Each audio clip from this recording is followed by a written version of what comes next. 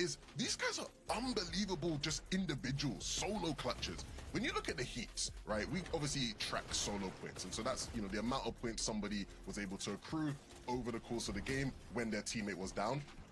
Sky led the lobby in Heat 3 with 97. He got 97 total points by himself. That's more than most of the lobby were getting. That was he might have almost qualified for the final alone, right? Scroll, again, is another incredibly good individual solo player. He has that ability as well. I think in Heats, he had something like 40 points that he was able to get as a solo. When we talk about winning formula, needing, you know, sort of good, consistent games so you're getting around 60 points per game, the fact that both of these guys as individuals are just able to get that in games where, you know, they make it to end game, you think everything's good, one of them goes down, and they're still just able to just pull out an amazing game out of nowhere by themselves, that is the kind of thing that makes me confident that these guys have the keys to the winning formula. But that, again, Mini relies on them actually being able to make it off spawn, which you know, that might be a question mark now. Can we talk about that? The fact that, Mini, we found out just before we went live, really, about an hour or so before, that it looks like Nero and Joshbot are now contesting them at Battlewood. Yeah, it's going to be interesting. I mean, this is like sort of breaking news, I suppose, coming into today. It was just an hour ago or so. It's like, oh, we were looking at the drama, like, oh, they're contested. What the heck? Now they're actually got a different sort of problem to deal with. I'm not too concerned. They have been contested in both the Div Cups as well. They got 6th and then 3rd in those Div Cups. It is very splittable. They do know the area very well. I think if this was a team that were landing at this drop spot for the first time and they didn't know the area and then a team were coming in, I'd be a lot more concerned. But it's not something that concerns me too much based on that and based on their previous placements as well. Look, I know many are trying to reassure people, but I think people are still going to be ripping up their prediction sheets because I think they were first place on most people's lists, and now you had a massive question mark as far as, are they going to be the consistent team we know them to be if they can't even make it off spawn? Well, this is going to be a huge test, and there's a duo that's definitely going to be very happy when they see the updated drop map, and that has to be Focus and Thomas, because they're uncontested at Riptide's 11, and I feel like Thomas is going to be feeling even more confident now. I mean, yeah, you have to be smiling if you're Thomas HD and Focus. Things have been, you know, set up really well for them. Mini, let's face the elephant in the room. A lot of people are predicting these guys to place 2nd place overall.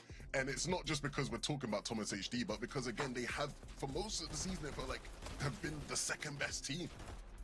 Yeah, they have, and it's funny because yes, they've been the 2nd best team, but we've only haven't got to see them too much in these set lobbies, right? They only played 1 game of the Heat. They qualified through with that first game victory royale, and a lot of the complaints, a lot of the talking points around this duo going into this major final is that they're one of those teams that maybe doesn't have that cohesion like we see for maybe a Sky and Scroll, but just 2 very, very talented individual solo players. And I want to highlight Thomas HD. What a career, what a performance that he's still putting up, even here in 2026. He's one of those players that's just has unbelievable longevity, been playing all the way back since the World Cup days, still playing at the very top level, which when you compare it to the narrative of this season so far, a lot of those top players falling off, not making it to the major finals, having a really rough time, but Thomas is a bit of an anomaly in that, which is really nice to see.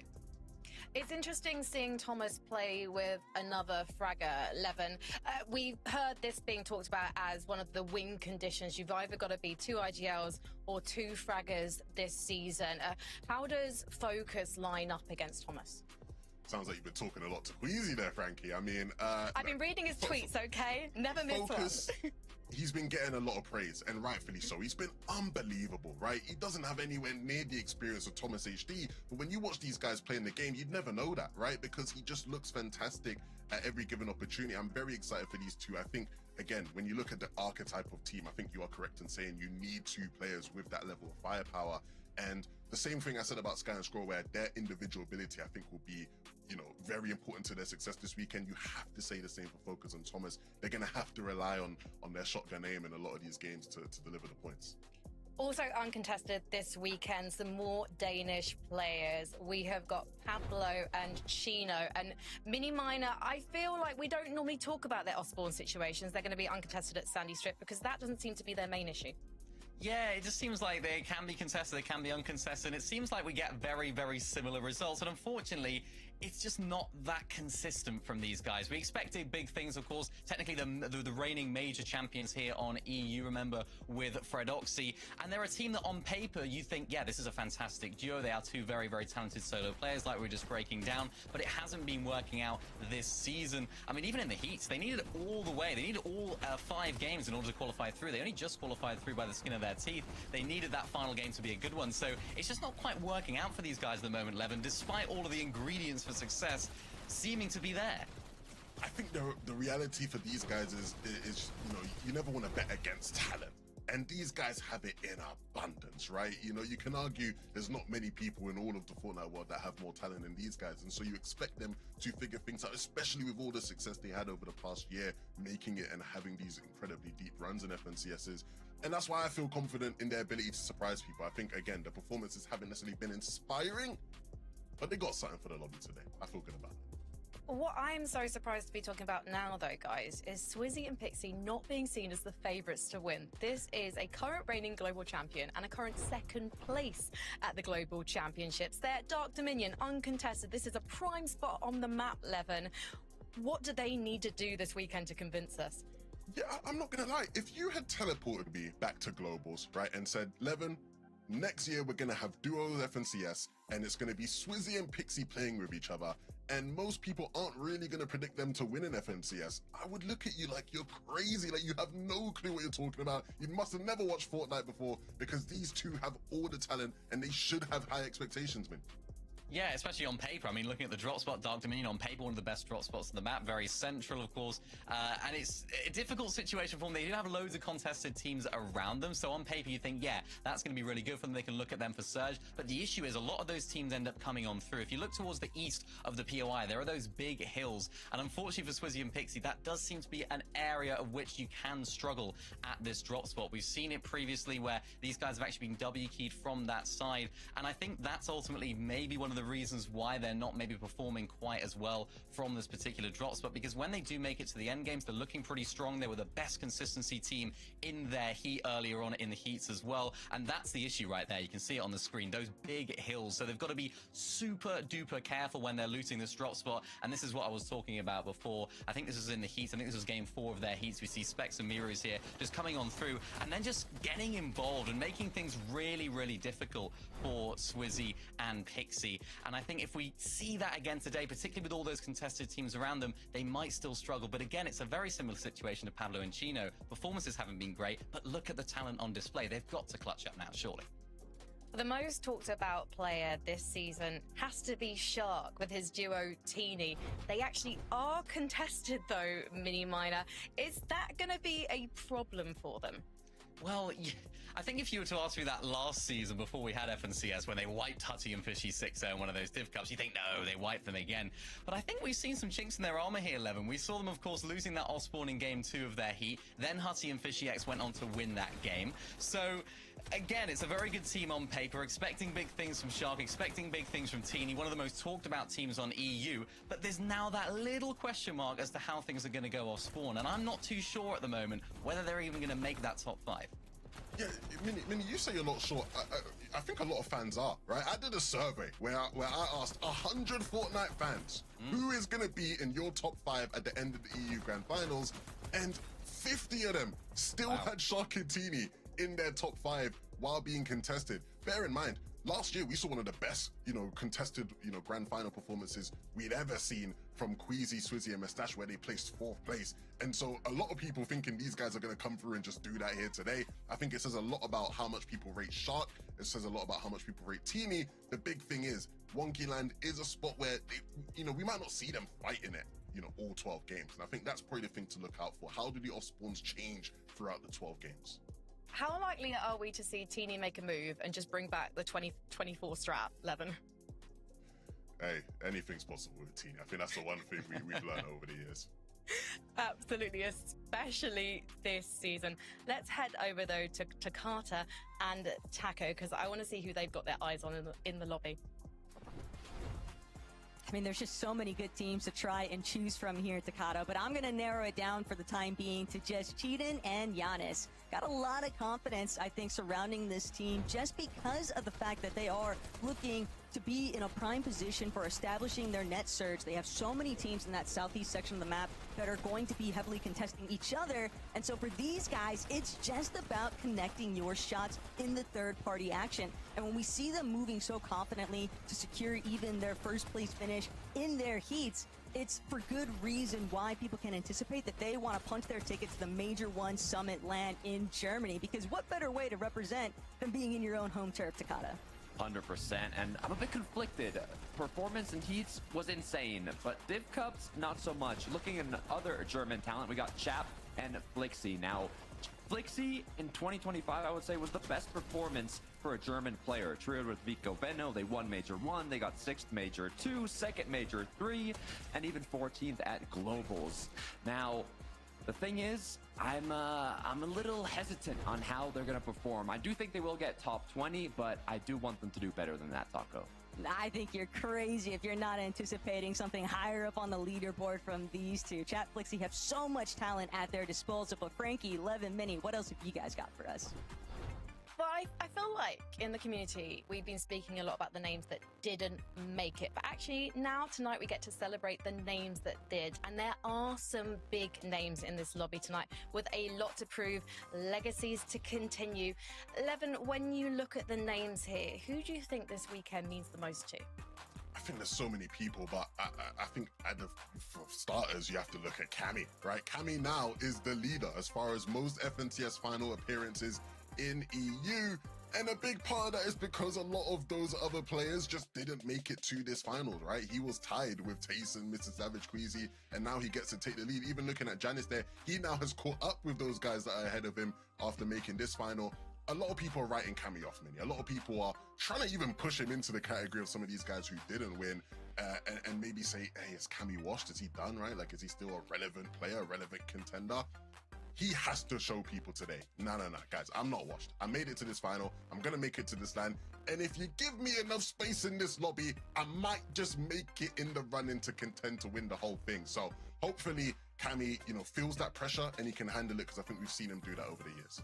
Yeah, we definitely have, and you can't really blame people for sort of almost forgetting about Cammy, because you haven't seen a massive Cammy performance in a good while. Had a decent run last year in trios, actually decent global championships as well, but we haven't seen that huge FNCS winning performance. But he's that sort of player that can turn up on the big stage. He's always turned up on LAN. He's always turned up in the major finals as of late as well, but he's just maybe not had the highs that we expect from someone like Cammy himself. Now, though, of course, uncontested towards the west side of Squibbly Shores. I think even on a personal level, Cammy will want to just prove why maybe the whole SETI situation with him not qualifying is like, yeah, I've actually come out better in that situation, just from a personal standpoint. I know I would be thinking about that as well. But no, for him, he just wants to cement his spot right now as, one of the most experienced players in the region and show why he's still at the top, just like someone like Thomas.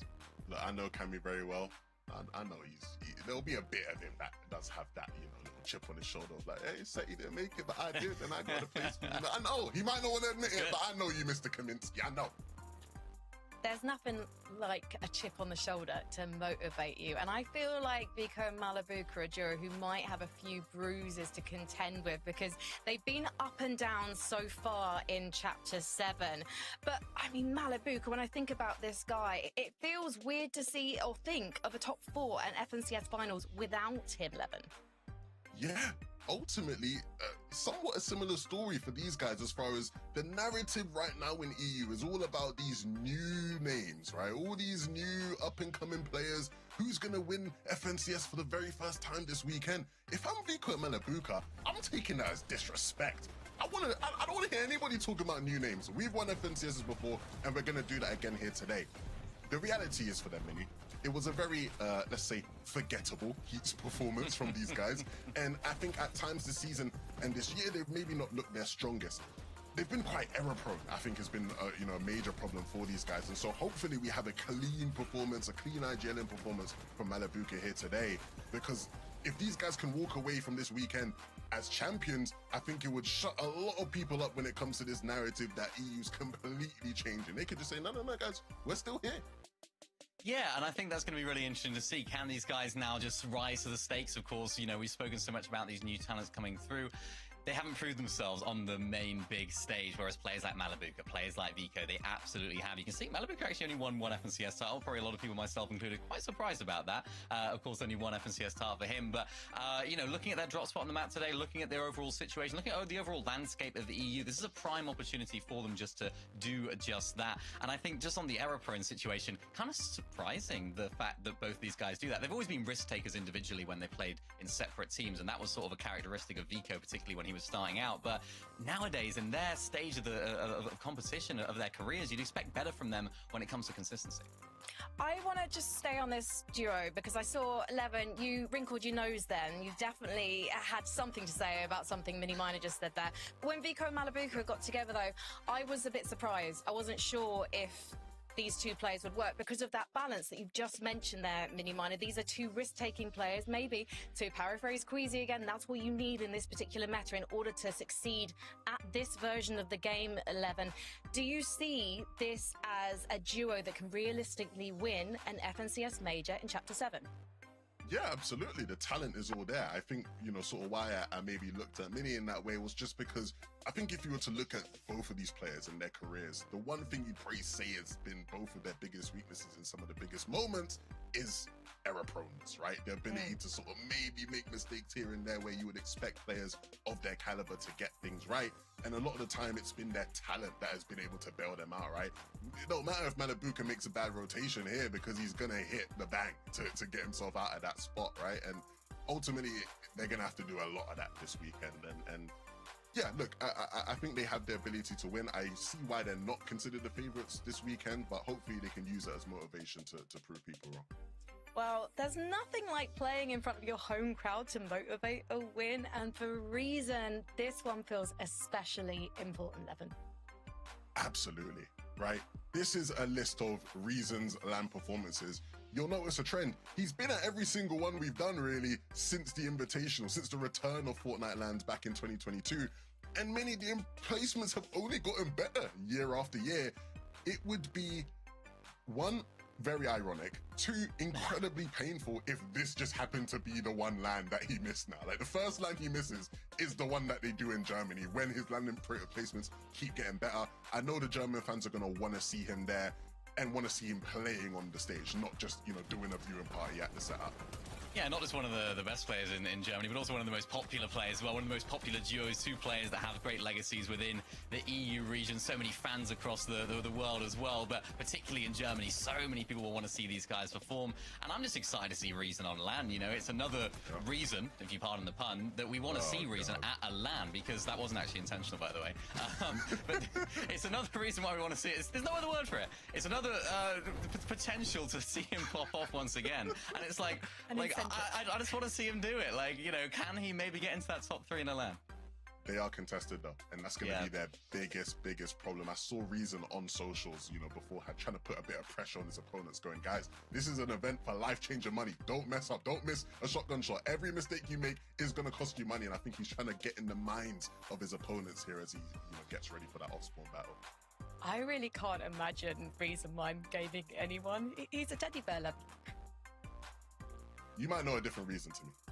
I don't know. He just comes across as a nice guy, basically. Maybe not a teddy bear, that's the wrong word, but approachable is probably the better word to describe Reason as a player. He's Germany's sweetheart, as I called him during the heat. Let's head over, though, to our casters, because it is time, my friends, for the first game of the finals. That's all I got to say to you, Frankie, about those last comments on Reason. But Takata, look, 2-day format here for the Major 1 Grand Finals. All right, a lot is clearly at stake. Ignore the prize pool. Everybody wants to be at that Major 1 Summit LAN, and it starts right here in these opening games. I'm excited. This is what we've been waiting for, Taco. Top 20 to qualify to Dusseldorf. A lot of interesting things for this major finals. First major finals where we'll see this kind of net surge play out. So I'm curious to see how that differs from previous major finals we've seen. We've got one of our top teams contested. Well, two. Oh, I mean, there's just too many. Sky and Scroll last minute contested. We have Sharktini also contested, but I mean, that's been going on for a while now. So a lot of exciting stuff to see today. And of course, you can never anticipate that a team that's contested today is also going to be contested tomorrow. Who's going to be able to defend their draw spots? We'll find out because game one's ready to roll.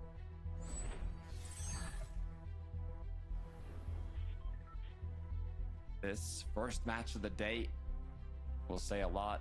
Bus is going to start south though. So for Sharktini, Buddy Fishy, going to be a little late to the party. Going to have to be careful from the east side teams as well. We've seen knocks happen out the air multiple times.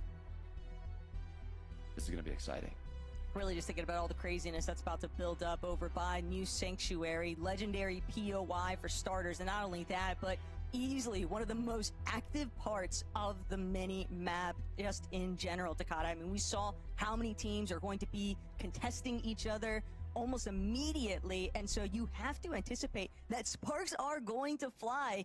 And whether or not teams are able to establish those first couple of footings, that's going to be the real difference maker, because momentum is difficult to build. It's very easy to kind of let the nerves interfere, I think, for these first couple of lobbies. So all these teams really just trying to settle in. Take a quick look at what happened with Reason over here. Quick off-spawn engagement, but it looks like Reason Noah are going to be the ones staying on top. The pressure is not going to get to experienced players like these as we hop on over to one of the main events today. Sharktini up against Huddy Fishy, and they're not going to waste any time.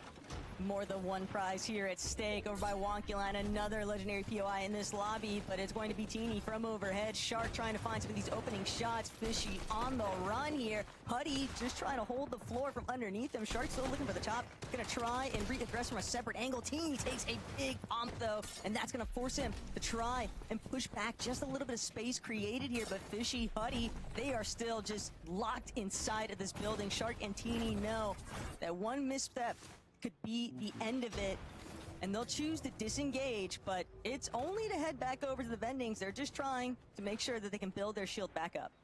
We know how aggressive this team is. They're not going to let go so easily. I saw quickly too, Swizzy has actually gone down as well. So tough start. Good news is this is major finals. You mentioned it already, Taco. 12 matches throughout 2 separate days. Chino and Pablo, they have Sandy Strip uncontested. Minnie was saying, despite them being contested or uncontested, it's those later moments of the match that ends up being a bit troublesome for them. And being in what's the hardest lobby now here in the major finals, Surge is going to be as difficult as it can be. Rotations are going to be as difficult as they can be. So they're going to really have to make something happen here. But this is not their first Grands lobby, Takata, so you just have to imagine that they've definitely done their homework. They've got their plan locked in. Chat Flixie, very similar notes though, much calmer scenes too.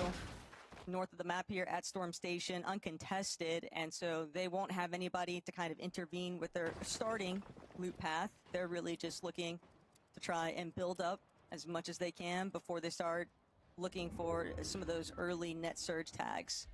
Teams have to be wary though as they make their moves, especially some of the teams in this Frigid Fortress area.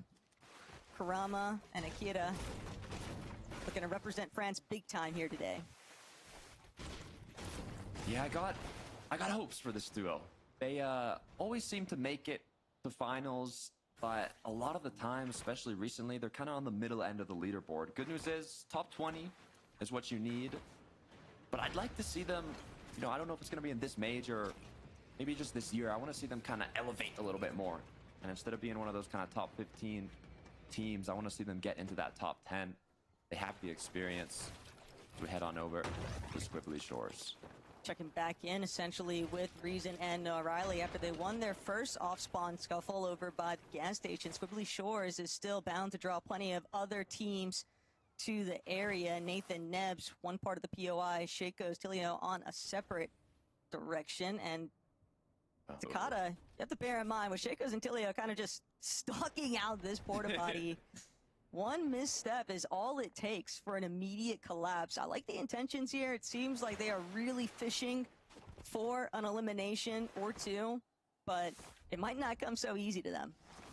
What I love about major finals lobbies is you have a lot of time to study what your opponents have been doing throughout the season in your surrounding areas. So if you see common rotates they tend to take at certain zones, you can try and prepare yourself for that.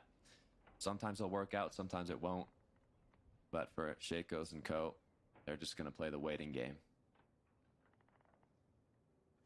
They might be waiting a little bit longer than intended here, though, Takada. No one's even nearby the other porta potty they could make use of, so Reason, Noah, also just taking their time. Biko and Malabuka. Now, I know the desk kind of touched on it, where they've had so many instances, I think, of coming so close to solidifying themselves as just like the outright best team and then just fallen short here, Takada. But now, leading into this Grand Finals performance, they know that it's more than just that placement to the Major One Summit land that they've got riding on this. It's also a lot to do with their pride. Yeah, I mean, we've talked about the kind of new era in EU with a lot of the legends not coming through, but I'm going to pause on that thought as Storm Demas seem to have got themselves into a quick engagement in Storm. This is not the sort of sight that Twig and Niger want to be dealing with. Deemish and Darn, you have to remember, during Div Cup Finals, they were certainly getting the better end of this sort of engagement. But at least for right now, both of these teams kind of just holding each other at bay. Deemish Darm, though, seemingly got exactly what they were after. Might have been just to try and confirm a little bit of surge damage, but this is a much different venue than what we were anticipating for them to be dropping. That it is. No, Levin touched on this as well. Now Cammy leading the pack here on EU with finals appearances, with a lot of our legends not having made it to this major final. The thing is, the expectations in terms of placement are not quite there yet for Cammy and Hari, so I'm excited to see if they can prove themselves throughout the day today. Might be looking to make a little bit of a more sneaky approach against Skyjump and Momsy, the way that they're kind of scaling up that mountain face. Scroll and Sky also got much calmer views. Sky mostly just taking over the efforts of keeping tabs on their search damage, kind of scouting out the perimeter. But there is not a singular soul in sight. So they know they've just got to start making their moves. But plenty of heals to spend some time inside of Storm if they need to. Rocky stuff, though, for a couple of other teams. Lusha, Howley, a little bit more split than what they would like to be. And this is a big debut, I would say, for Lusha, especially just trying to make up for some of the things that went down inside of Heats. Don't have to comment on it yet. Now, if it happens again, we'll see. But, you know, let's hope the nerves, you know, got out in Heats. We're now in major finals. The prep has been done. It's time to lock in. Lucy Zangi close by. There's a lot of teams that are kind of contesting around where Sky and Scroll drop at Battlewood Boulevard. So they rotated towards Sus Studios now. Ooh. Oh. But, That's a big explanation for why Lush has taken this sweet time, though. Nero and Joshbot in that looming surge base makes total sense why he was just prioritizing staying tucked away inside the building. They will have to expend some materials while Nero and Joshbot take some shots, try and build up their surge. Medius and iDrop, though, another one of our teams uncontested, at least for this opening lobby. And over by Latte Landing, with the zone pulling a little bit more towards this north side, Takada, you have to anticipate that there's going to be some teams trying to maybe cut through. And from these elevation points, iDrop Medius, it's a real opportunity to get some tags in. They qualified through a VR in Heats. I'm very curious now, just once we reach that kind of surge segment of the match, on just how things are looking in general. Now, Thomas HD Focus. We've seen the jokes online. I mean, they're not really jokes, to be honest. The second place player himself, he's gotten top 3 over 10 times. Second place 5 times. Second place at a global championship. He just cannot find the win. And Taco, I think you think that this might be the tournament? The main thing to focus on is just taking each game in stride. But what I noticed there, Takata, is the mythic pump. There's about a 33% opportunity for them at Riptides to be able to get a mythic shotgun in their hands. And knowing that Focus is going to be the one rocking it, the type of respect that Thomas HD has to have for his co-pilot, it just really indicates how strongly Thomas considers Focus's fragging capabilities. And it's not surprising to see them taking their sweet time over at Riptides either. They love sitting on those vending machines. They can play out those white heels very effectively and look for those later rotations to try and make an approach from dead side of zone. But other teams not really provided that luxury. Teeny and Shark, they're really just looking for that wonky wheel rotation, but Saez and Sketty, Spaniards, getting a little dicey over by New Sanctuary. Quite far from zone though, so you can see they don't really want to take this engagement. Loot isn't looking too hot either, to be fair. Kind of curious what happened leading up to this. In terms of damage though, looks like both teams actually are looking quite healthy at the moment if they don't tag each other during this rotate. Still, time that's spent inside of the storm just allows other teams to rotate ahead of you, and not only that, just get boxed up in positions where they could look to try and cut you off. We know just how volatile Surge can be, especially in a set lobby format, but when you compare a Heat's final set lobby to the caliber of a Grand Finals, it's a whole different ballpark, and teams like Deemish Darm that have sort of been working their way around the ringer, they know exactly what they've got to do, but it's one thing to know, it's another thing to manifest it. Yanis, Cheatin, you were talking about them earlier. Now, Yanis, looking to see if you can represent Germany in Dusseldorf. Didn't qual Major 3 in 2025 or Globals, but he did qual every Div Cup last season. Issue was he was always in that middle end of the leaderboard. I think he got like 9th once. This season, didn't qual Div Cups, but Heat's performance was there. We're now in the major finals. The experience is there.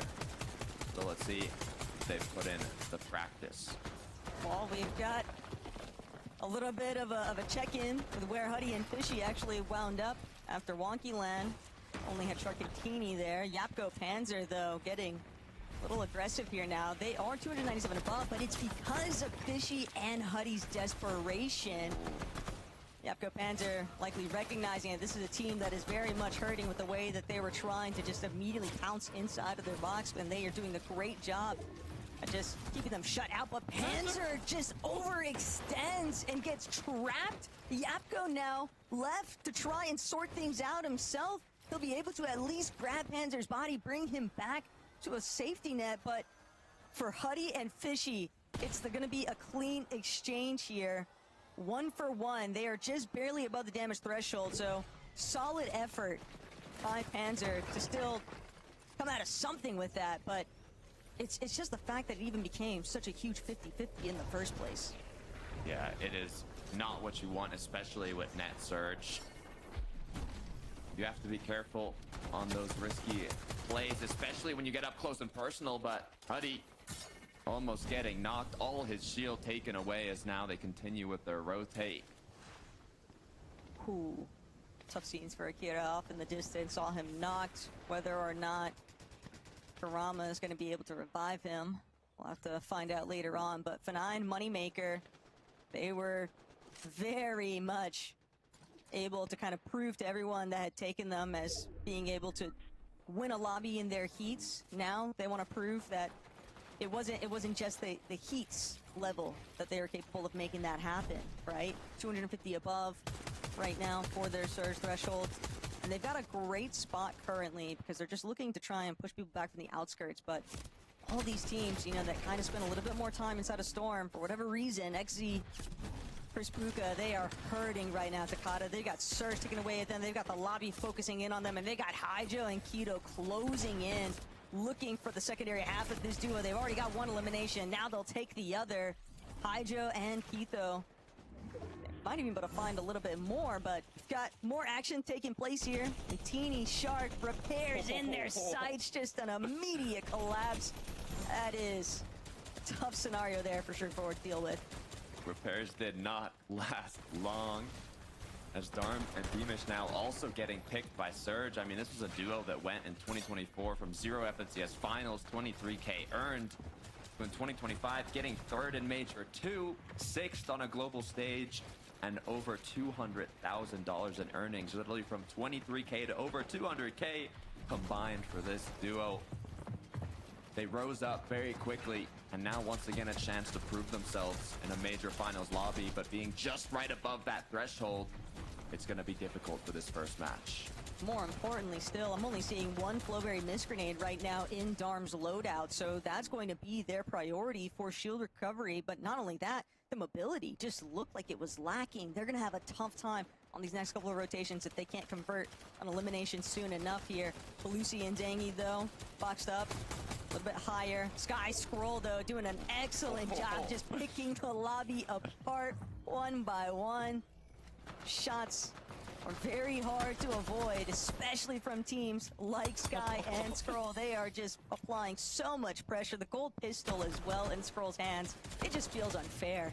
It really does. Average placement of 4 in the Div Cups. I mean, they can play together well. They can play as solos incredibly well. And they're looking strong to kick this off. There are a lot of teams right now, though, just kind of suffering from surge ticks. Cammy and Hadi are not going to be one of them, though. Instead, they'll join the rest of the lobby, just looking to kind of focus out some of these teams that are very clearly in questionable positions. And it's difficult to tell because there are just so many shots being sent one direction, but Cammy, Hadi, they'll take their chance to strike. They're going to be some of the first to move into that next frontside of zone, but they've got to make sure that they avoid a lot of the local foot traffic surrounding them. I like these look backs in. Sky Scroll just making it look too easy. Literally, it's like, oh, just look back, shoot, I could do that. In a major finals, understanding how difficult it actually is to position yourself in a good place. What happens before, during the rotates, the shields, the mats, conserving all of this while still getting enough damage for Surge.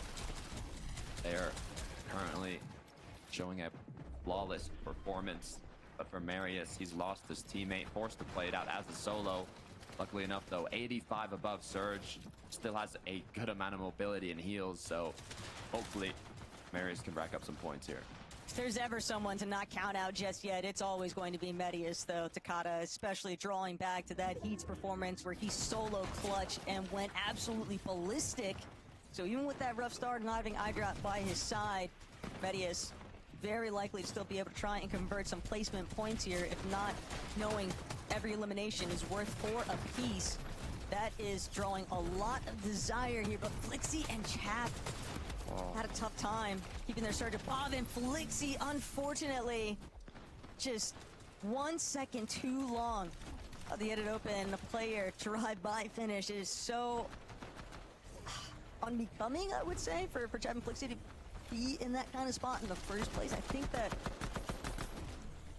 they would definitely like to try and resolve that for Lobby 2, but fact of the matter is the damage has been done. Sky and Scroll, though, they're just looking to continue harassing benign moneymaker Belusi, Zangy. No one is safe right now as long as they're in Sky and Scroll's line of sight. They've not taken a single risk, too. I mean, they're just taking shots from afar. It's all prime positioning. Ju and Contri, too. Oh, hold on.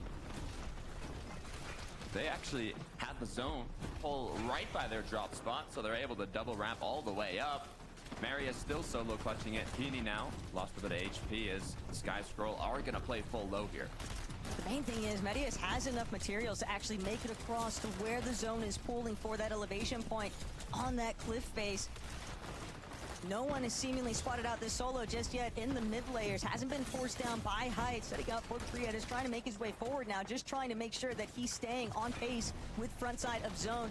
Ju and Cantry also trying to make sure that they can prevent anybody from challenging them just yet, but it is a big commitment very early on in Malabuka, Sky, Squirrel, so many strong contenders looking to try and make their way up, and Marius has fallen, but he at least was able to collect 2 eliminations along the way. Still some points to add on.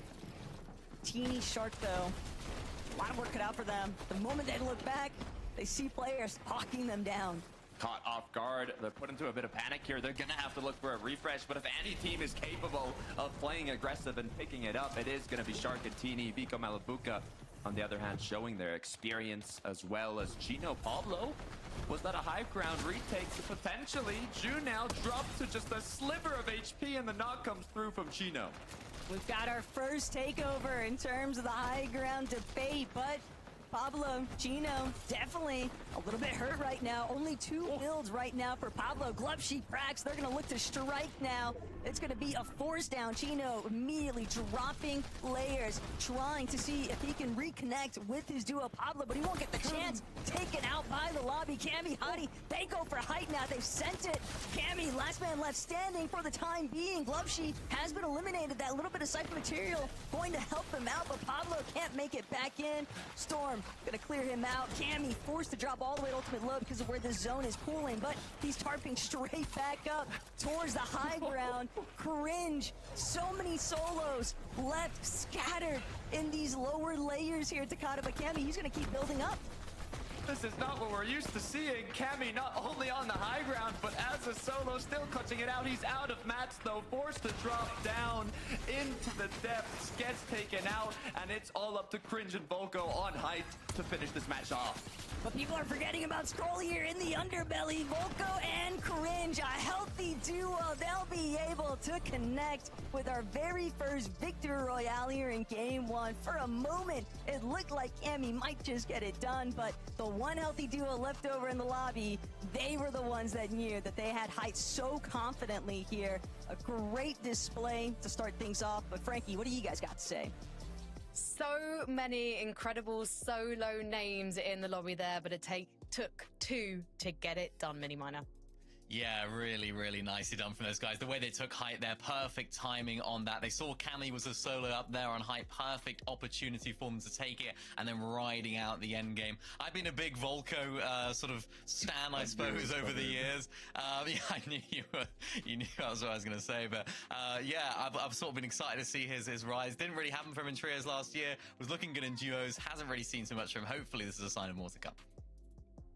Definitely. It'll be interesting to see if these guys can sustain in the lobby, because actually we had a number of players definitely putting their best foot forward there. Some players who sometimes take a few more games to get into it. But for Cringe and Volko, I think top 20 is definitely a certainty for these guys, Levin, even though it's only game 1. Yeah, let's not get ahead of ourselves, right? You know, you don't want to count your eggs before the what's the saying? Count your chickens before they've hatched. Okay. There you go. I'm forgetting we've got more than 5 games, Levin. That's what it is. We got a lot of games, but look, these guys are definitely a team in the running to get top 20 because, one, they have been incredibly impressive, right? They've been one of the stronger teams. I think, you know, a lot of people probably have them in that sort of top 10 sort of area, right? As far as what these guys have shown they can do so far this season. And this is a great start to prove it, not just to fans, but to prove it to themselves. And they're also a consistent team, Mini Miner.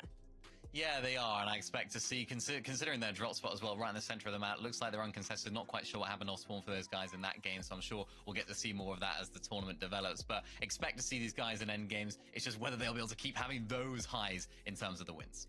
Well, we're going to take a short break. When we come back, we'll be talking more about game 1.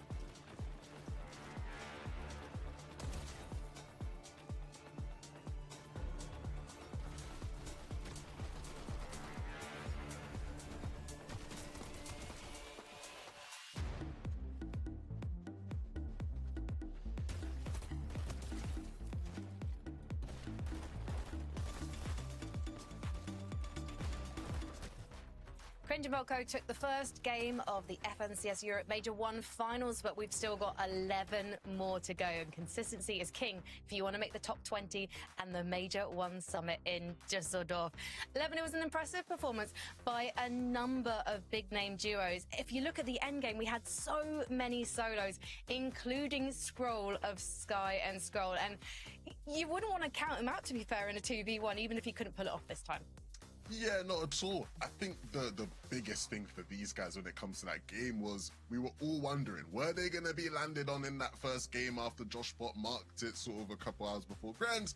And it was a false flag. Nothing happened. They were uncontested, right? So they got to play their game out. And many, as expected, when they do get to play their game out, they're going to make it to endgame. So we're going to see Scroll in that position more times this weekend, I can assure you that.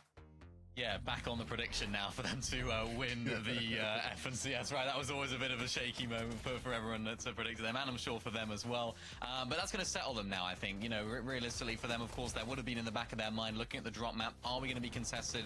Are we not going to be? Hopefully wouldn't have thrown them off too much, and clearly, based on this first game, it seems like it hasn't done. They play exactly how we expect them to play, very hip-to-hip, not taking any risky peaks. They played exactly how we expected them to in terms of the tarps as well. Sky going forward and Scroll fragging out. So really nice solo clutch here from Scroll. Of course, couldn't quite get the win with a top 3 right there, but still a very, very solid performance from them. And it's a really nice start because we expect lots from them. If this is a team that we thought, yeah, maybe they're contested, they're like to make 1 or 2 end games, you think, okay, but this is not going to continue. For them, expect more of the same. I can't believe I'm saying this, but did Pablo and Chino play it a bit too safe, Miniminer? Because they both made it to the end game, but they're sitting in 9th right now, only 3 eliminations. Yeah, potentially. I mean, it was nice to see them in the end game, of course. We spoke about them at the beginning of the day as maybe a team to watch out for, maybe not necessarily going to have that consistency. We haven't seen it from them so far in their performances this season, but this is a real nice sign of hopefully for what's to come for them, Levin. We spoke about it as well. The talent that's on display, the solo clutch potential. We saw Pablo need to solo clutch a little bit here. Hopefully they can continue to do this. Yeah, I think the big thing for these guys was obviously they went to play for high, right? That was what they saw as their win condition. And it just got a bit too messy for them, right? They sort of ran out of steam. As the games go on, I'm curious to see, again, how heavily do they choose to play for high? I think we know that if they go up for it, they're going to be a threat. I also think a lot of people watching these guys will go, if you guys just keep playing mid-game, you're probably going to frag out and be able to sort of keep yourself pushing until top 5s that way as well. So I'm interested to see sort of what are these guys feeling is their route to victory in most of these end games of the next 11 games. You know what I really enjoyed? I loved seeing stress-free surge for Vico and Malabuka 11. It was just lovely to watch. Yeah, Vico Malabuka, again, a strong first game from a big name that has a lot of expectations. I'm interested to see how much more this continues. Of course, we've seen, you know, Malabuka in the past have really incredible game ones, or sorry, day ones in FNCS finals. And, you know, this one was a fine sort of showing for them, again, showcasing some of their best ability. When these two are on mid-ground layers like this and they have to fight teams, there's just, you know, not many people scarier in all of Fortnite, right? Malabuka has been, you know, the boogeyman of mid-ground for years in EU, and Vico, one of the best to ever do it. So these guys, if we see them in more of these positions, Frankie, yeah, I'm going to feel great about them, you know, being a team sort of near the top by the end of the game as well. And we spoke about it at the beginning of the day as well. These guys are very risk-taking. They maybe make some mistakes, but I think that's going to play into their benefit and into their favor here in the major finals. Some of those teams that are maybe newer that we expect to do well, maybe they'll hold back a little bit. They wouldn't make those same plays they're going to make in those heats, whereas for these guys, they've been here, they've done that. They know what they can do. They know how they can maybe make some of those plays work, and maybe they go a little bit too far sometimes, but at least they have the confidence to take those risks. Let's take a look at the leaderboard again if we can. I'm curious to see where Cammy, I should say, managed to clutch himself to. I nearly called him Clutchy then, because this was fantastic from him. I don't know if he's the person we expected to see in those final moments there, but it was an impressive showing, Levin. Why are we, look, this is what I was talking about. Why are we doubting Cammy? This is, you know, Cammy we're talking about. Mr. Kaminsky does not disappoint when it comes to grand finals. And I think even when you look back at, you know, previous FNCSs and duos for him, with how legendary his career has been, one of the funny things is he actually has never won an FNCS duo competition, right? When he won an FNCS, it was trios, but he's had some of the better individual duos performances in the history of this game. I think back to, you know, chapter 5 it was, right? Season 2, where he just absolutely flew, was arguably the MVP of that grand. And if he keeps playing like how he did in game 1, he might have another tournament where we're walking away saying he's the MVP. So really great start from Cammy. Is it because we don't necessarily think of Cammy as a clutch? We always think of him as one of a pair mini miner. Yeah, potentially. I think, you know, he's one of those players that maybe isn't the most flashy in terms of mechanically, but he's got the brains, he's got that ability, he's got that experience now as well. And even in that particular endgame, I think things could have ended a little bit better for him if that Harpoon managed to get some of those materials. He was up on height as a solo, but ultimately ran out of steam. You saw him there with a Harpoon trying to look into the storm to grab those materials slightly too far away. So I'm just thinking maybe that refresh, if that had a couple of 100 mats on there, maybe we'd be talking about a Cammy solo clutch win here in game number 1 if things were slightly different. We also saw Shark trying to clutch for the win mini. Yes, we did. And, you know, it's nice to see these guys, of course, making it to endgame. I think a lot of the conversation 11 would have been about these guys off-spawn situation. Looked as though they did go for that fight a little bit earlier on. Things then fizzled out a little bit, and we even saw Dharma Dimash in the area as well. But in endgame, this is exactly what we expect from them. Yeah, absolutely. And I think this game should be the answer to why a lot of people, even with them being contested, are still so incredibly high on their chances to, you know, walk away with a top 5 today. Because when they do get to play out games, this is what they showcase, right? They make it deep, and they're gonna get a limbs, right? 9 limbs there, not too shabby. All right then, are you ready for some more, boys? Always. Always, Hey, a bit more enthusiastic, please. I bet chat is loving it right now. You two, I think you're a bit subdued, but it is only game number 2, so let's head back to Taco and Takata. Thank you. We're also excited here in the casting booth. Taco, kicking things off, it is getting interesting. Sharktini, it's reminding me not when the 6-0 happened, but in the most recent Div Cups where they took some fights in wonky. Sometimes it went their way, sometimes it didn't, but in the end games, it was Shark and Teeny that were performing. Sky Scroll in the most recent match, there was a moment they were looking incredibly healthy on low. They did not want anything to do with the high ground, but they ended up in top 3. A lot of big names performing. Always appreciate a good old-fashioned cringe off. It's kind of hilarious to me that it'd be Cringe and Volko, and then obviously the other component of Cringe and Twy competing for those last couple of slots. But now we've got a whole new lobby ahead of us, so let's get into game 2.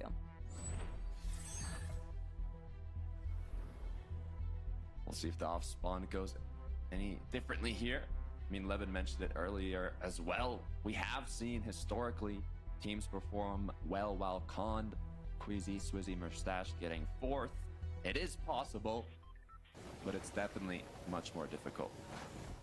And for Panzer Yapko over by Painted Palms, they know that they've got their work cut out for them. They are going to be directly contested by Lunix and Wolvax, who haven't had a chance to strike just yet. Both teams going to be able to get themselves into decent positions, I would anticipate, for the fight, but we'll have to check back in and see how it actually pans out over there.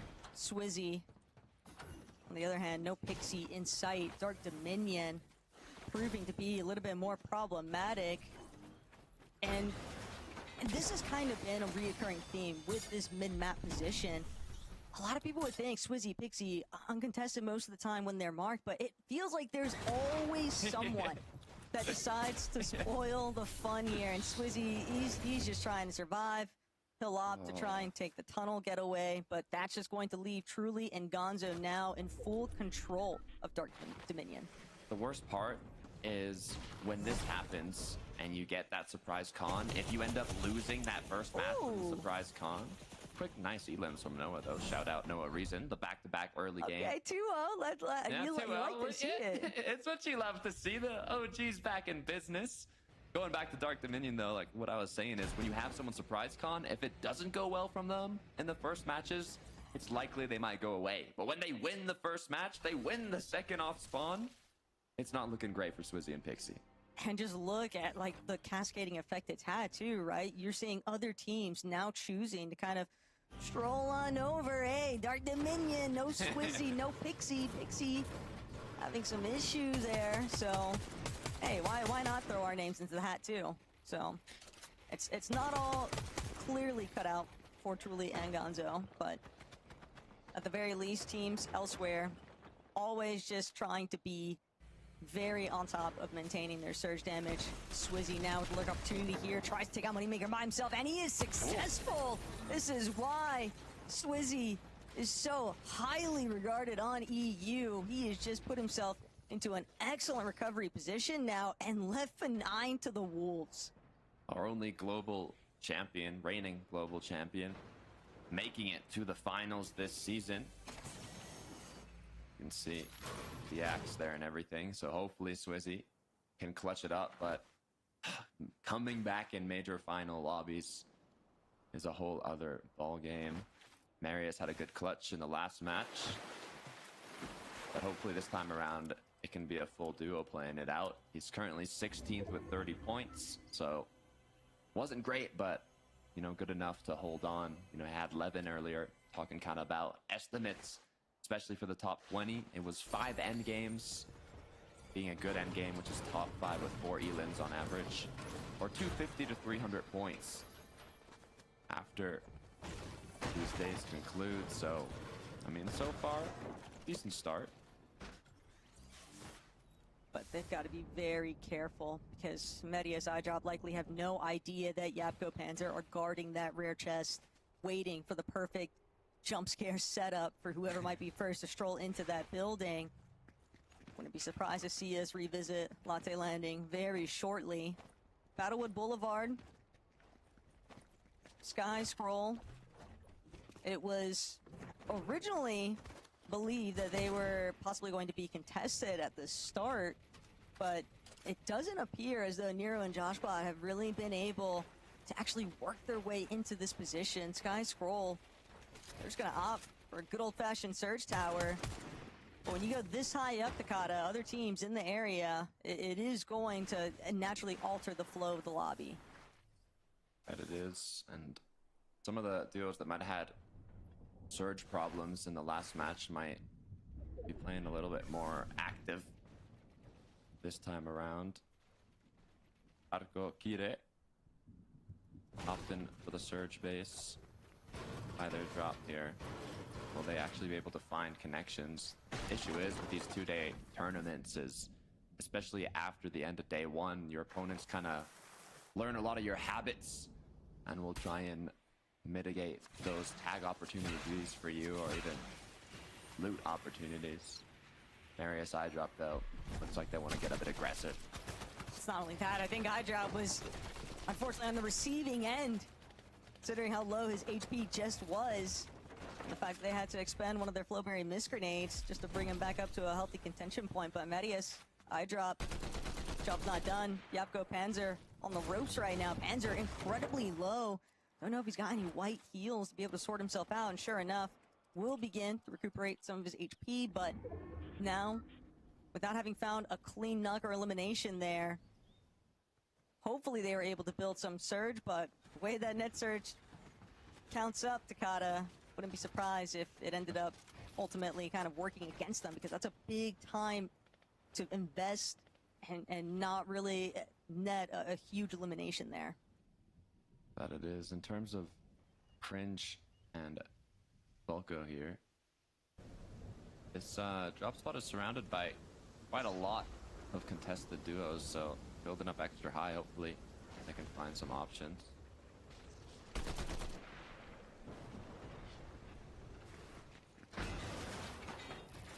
Ari and Cammy now on their rotate through Dark Dominion.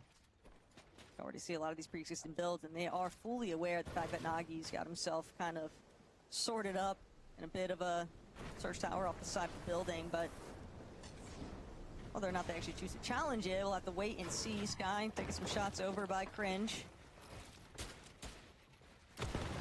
But they've got to sort what's going on directly underneath them.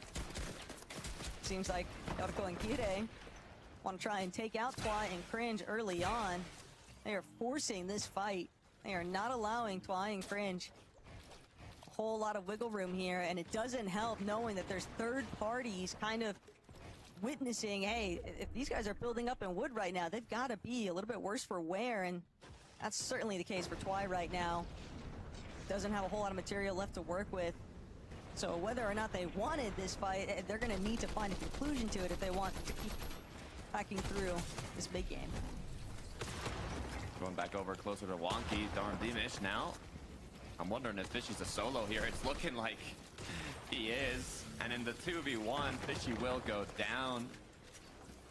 They are looking rough in these early games. It seems that they keep trying to fight a little bit, losing HP, losing shield, kind of Shark Teeny, scaring them away from Wonky Land, and them just being put into shambles and it quite not going their way.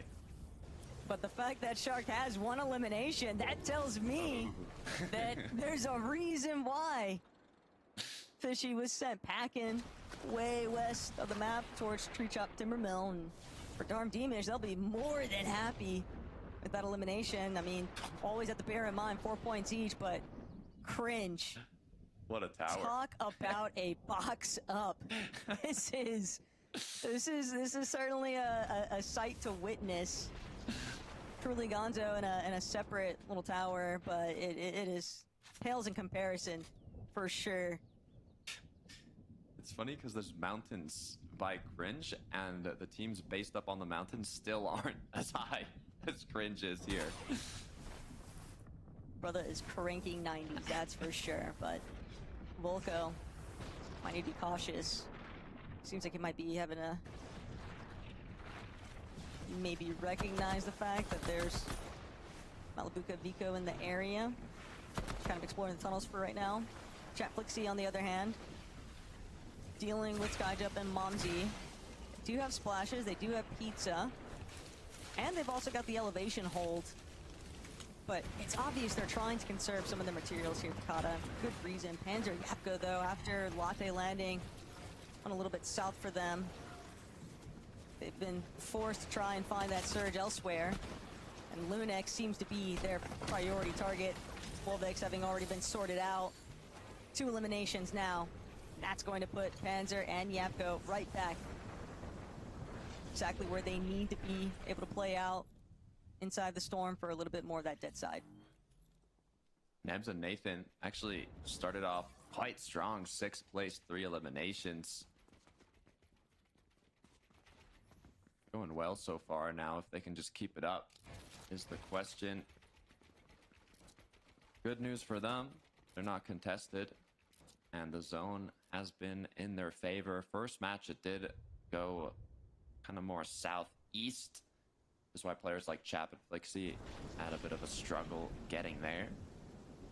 Speak of struggle, Minori. Minori and Darkos kind of just reviewing whether or not they're going to be able to actually take this immediate fight. They know fully aware that there is another team kind of surrounding their area over in Builder's Barracks, but they still want to take a little bit of a calmer approach. They know that they've got the positional advantage against Dandipuzo and Werix. And I like the intentions from Minori. It looks like he's going for an absolute lurk approach. Might be able to catch them off guard from a separate angle if he manages to stay tucked away fully on that crouch approach, but we'll have to wait and see whether or not that actually nets them a nice couple of eliminations. Focus Thomas, though, one more time here at Sus Studios, and it is evident from their loadouts that they were successful yet again finding that mythic Iron Palm. Werix, Dandipuzo, though. And a bit of a pickle here. Minori Darkos, 118 below. They need these tags. Darkos has been fully cracked, though. It's basically all up to Minori, and there's even a 3rd party with Moneymaker for 9, and there's even a 4th party as Moneymaker gets shot as well. Not only is it going to be difficult to finish up this fight, but getting to zone is going to be incredibly tough here.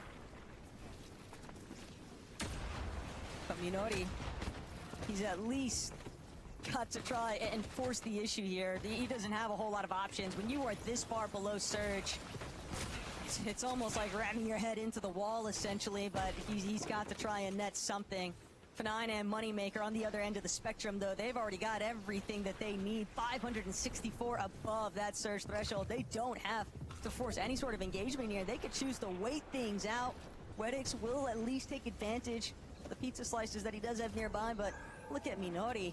Just 2 separate solos trying to figure out whether or not they can survive this healthy 3rd-party duo interrupting what they had going on here. But Minori, he's got the world against him. He's got Surge taking away at him. He's got Benign and Moneymaker just continuously assaulting him. And they're not willing to let this one go. They're even gonna take over his pizza box. Wow.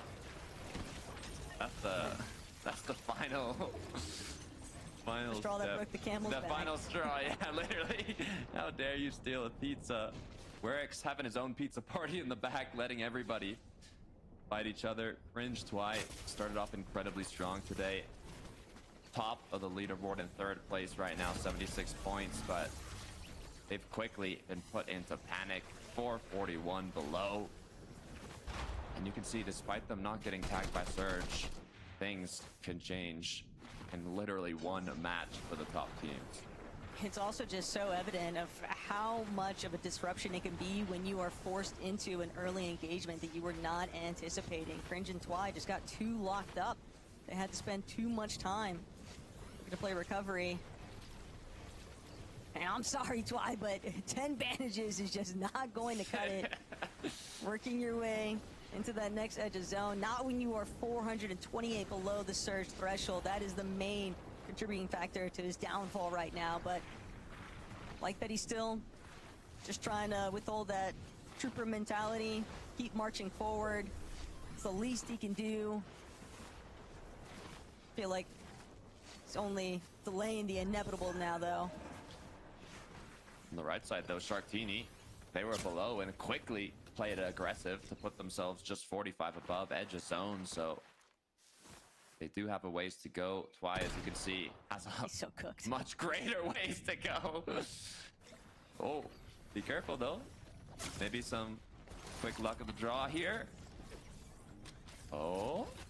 We are in a 5-tick Takata. He's so for real. I don't know what I'm hoping no for one here. can shoot at. There is no possible way of survival. Okay, but I definitely respect the effort, the hustle mentality. Just keep marching forward. Sky Scroll though drew a little bit more attention than what they would have been hoping for. They're gonna choose to just kind of bunker up on the low ground though. Got a decent position, isolated away from the rest of the pack, and they're gonna opt to continue to just keep wrapping around. They can recognize that there's teams a little bit more distracted, but Keto and Hydro might be exactly who they're after. Sureform Repair is applying a decent amount of pressure into the box. That's a sandwich dream right now. That's Guy and Scroll are looking to take a bite out of, but everywhere else, everyone else is always looking, trying to see who they can pick apart along the way. There's a lot of duos that didn't struggle for Surge in game 1, 2, and now they're struggling here. Look at Contri Ju too, still in the storm. A lot of players now forced to rotate in a little late. We have players like Cammy, who's actually lost Hari just leading into this endgame. Akira Karama as well gonna go down. So much pressure put onto the whole lobby with this Storm Surge now active. Cammy's getting tags, but it's just not enough. No, and this is just so unfortunate given where Cammy had just placed in the last lobby. But it is just such a journey right now. Cammy still holding on. One shot could be the difference maker here though, and Cammy, he'll look to take it. It's just not going to be enough, though. A great response, just all too ready with the trigger finger. Shut that dream down. Cammy didn't have many other options there, though. God, I wouldn't really look too deeply into it. Focus and Thomas, on the other hand, though, they're looking definitely have a much better placement, just barely sliding into 25th in the last lobby. Chino, Pablo also working their way up. These little bits of elevation.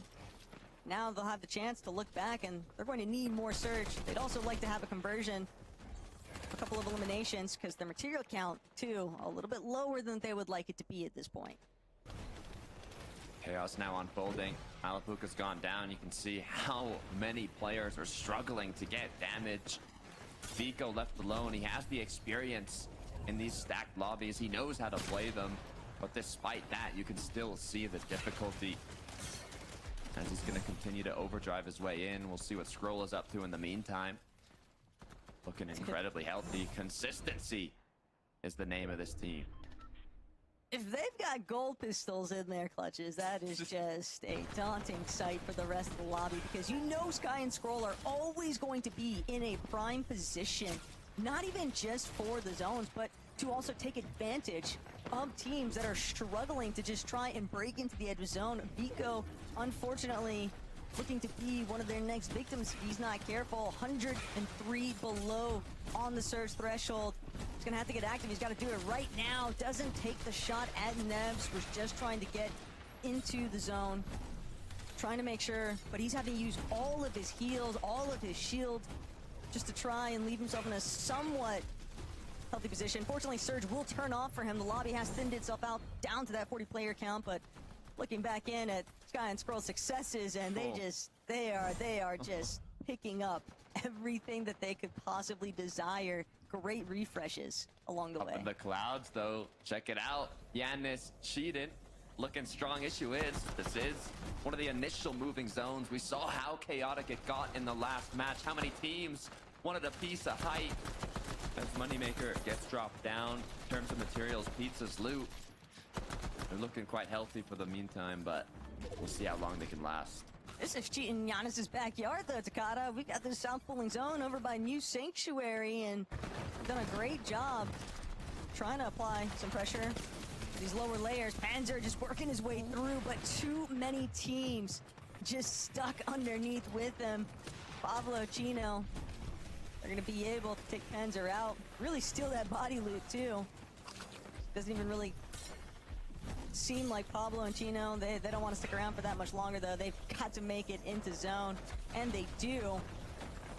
But they know there's still a lot of ground to try and cover here. Frontside position gonna help them out. But anytime you drop one of those Glowberry Mist Grenades, you are bound to draw the attention of high ground. So this is really up to Cheatin' and Giannis now to continue applying steady pressure, try and prevent some of these teams from challenging them. Thomas, Focus also lurking their way through, just waiting for a pre-edit setup. Sky has gone down, though. Scroll is left alone. We know what both of these players are capable of playing as solos, so Scroll with already 4 eliminations is going to be hungry for more. Pablo as well, showing that he has that IGL fragging capability with already 5 eliminations, but Yan is cheating. They are still holding strong up top. Doing a great job, that is, until Focus and Thomas decide to play spoiler alert. Drive by from overhead off the Flurry Mist and overdrive grenades, and Cheat and Giannis, they'll be forced to drop. Thomas and Focus, though, they're gonna need a refresh. They don't have a whole lot of materials, but the damage has been done. They got exactly what they were after. The eagle-eye view, Chino and Pablo underneath, though, ultimate low, still managing to stick towards this front side of zone. They found a couple of eliminations along the way. 8 in total is just wicked scenes right now, and they're not the only ones getting active. Holly and Lucia also have 9. Yeah, Elim Central right now. Chino getting cracked, though. He's got to be careful. Howley gonna pop some minis. Thomas HD looking like this might be his season, but Howley goes down. Lusha forced to go into the storm, and now with just a sliver of HP, Focus is gonna drop down and start getting a bit of action. This is just aim trainer right now for Focus and Thomas HD. They are just picking the lobby off one by one here. Sai is not going to be able to withstand the pressure any longer. Scary also trying to do his best to avoid drawing any further attention to himself. Every placement counts at this stage. Pablo, Chino, the HP advantage very clearly in Thomas's favor, but he doesn't have any build. This could be 180 if they're not careful. You can see a little bit of reservation in their play. Pablo doesn't have build either. Does Chino? We are looking at seeing who can just find the first shot here. And it's going to be Focus striking down Pablo Wingu. Thomas HD with the finish. A 2-for-0 exchange here, and that is everything for Thomas and Focus to bring this second game home. Is this going to be the season? Is this the time? We've been waiting for it for so long. Can Thomas HD finally win a major? Frank 11 Mini, what are we thinking? It is game 2. We don't want to get ahead of ourselves, but at the same time, how good is it to see Thomas and Focus get a victory royale, Levin? Oh, it's amazing. It is amazing. And that right there, Mini, is a textbook game for them. I think when you look at how things shaped up in the game and in the lobby, as far as the zone was concerned, it was set up for them to do what they've been doing quite a bit. It's a layup, it's easy, it's straightforward, it's something they've done many times before. They were able to play in the storm quite a bit early on. They rotated in towards the boulevard area when the time was right. And again, you're able to just spend a lot of that mid game avoiding all of the troubles that the rest of the lobby has to experience, and it puts them in that end game in a situation where then it's just about delivering, right? When you give Focus and Thomas HD gold pumps and all the loot in the world, what are they gonna do? They're gonna win your games. Yeah, they did. I mean, it's one of those. They had height. They had a really good position on height as well. And I think that what you just mentioned right there was really key for that, because they had the resource, they had those materials. They still had 3 pizzas on Thomas, I think it was, when he went up on height. And I think it kind of like alleviates a lot of the problems that they've been having. A lot of their problems have been a little bit of maybe slight just solo plays and having to clutch up, and maybe a little bit of disconnection between them. But when you're playing height, it's very easy to stay together as a duo and just focus on the same goal, and you're always looking down, aren't you, when you're on height? So it's very, very a lot more simple, I suppose you could say, to retain that duo chemistry that they have been lacking this season. But this game is really, really nice for them. They took height again at a really good time. As I mentioned right there, they still had a good amount of resources in terms of heals, and even the way that they closed out the game as well. A lot of teams would have been a little bit more nervous, maybe stayed up on height, maybe not gone down, but I really like the confidence from, I think it was Focus initially, just to drop down, take down one of the players down on low ground, because of course they didn't have anything to sustain themselves up on height right here. So really nice plays, and shows the confidence that this team have. It's just about whether they can continue that throughout the rest of the games. Yeah, absolutely. This is a team who, again, their fans are going to be happy.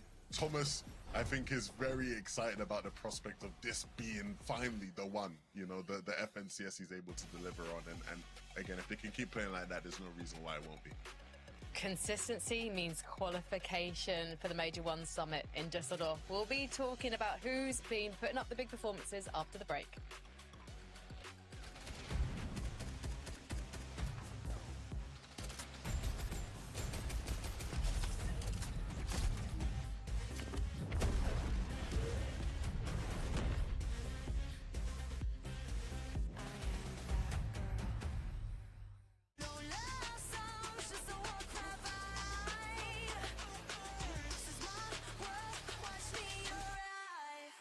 Watch me arrive.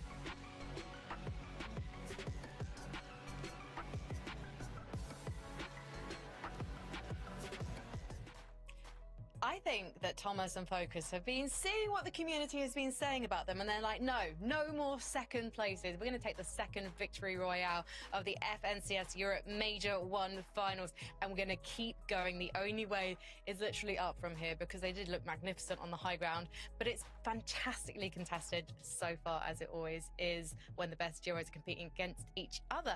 And one of the duos that we're going to be talking a lot about this weekend is obviously Sky and Scroll.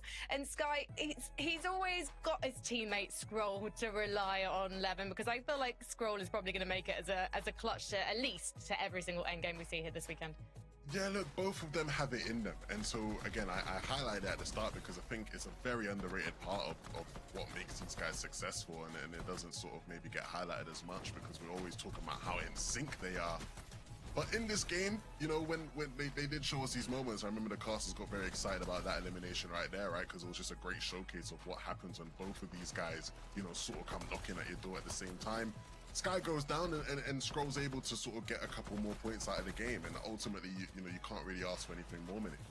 Yeah, this is smart as well. They were playing in the Storm, I think it was maybe slightly before this, with their pizzas, just to try and ride out a few of those placement points. They actually spent so long in the Storm, and I think ultimately that's where Sky went down. Good effort from Scroll, though, to try and stay alive in that game. Nicely done from them. Just to keep them in that top 2 position. They're looking really, really good right there. Not quite as good of a game, of course, as we saw from them have in their very first game. It wasn't an amazing Scroll clutch, but they have it in them. A little bit of a blip right there. What was that? A 10th place with 4 limbs, so not quite their ideal endgame. I think they just couldn't pick up a lot of those refreshes in those endgames. You saw it right there. They picking up eliminations, but they were so high up, and there was no chance they could get those materials. So maybe that's why they went and played the Storm there, but they're still in a really nice position.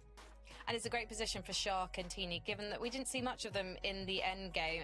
I guess Shark clutching so far in game number 1 has set them ahead of a lot of their competitors, Mini Minor.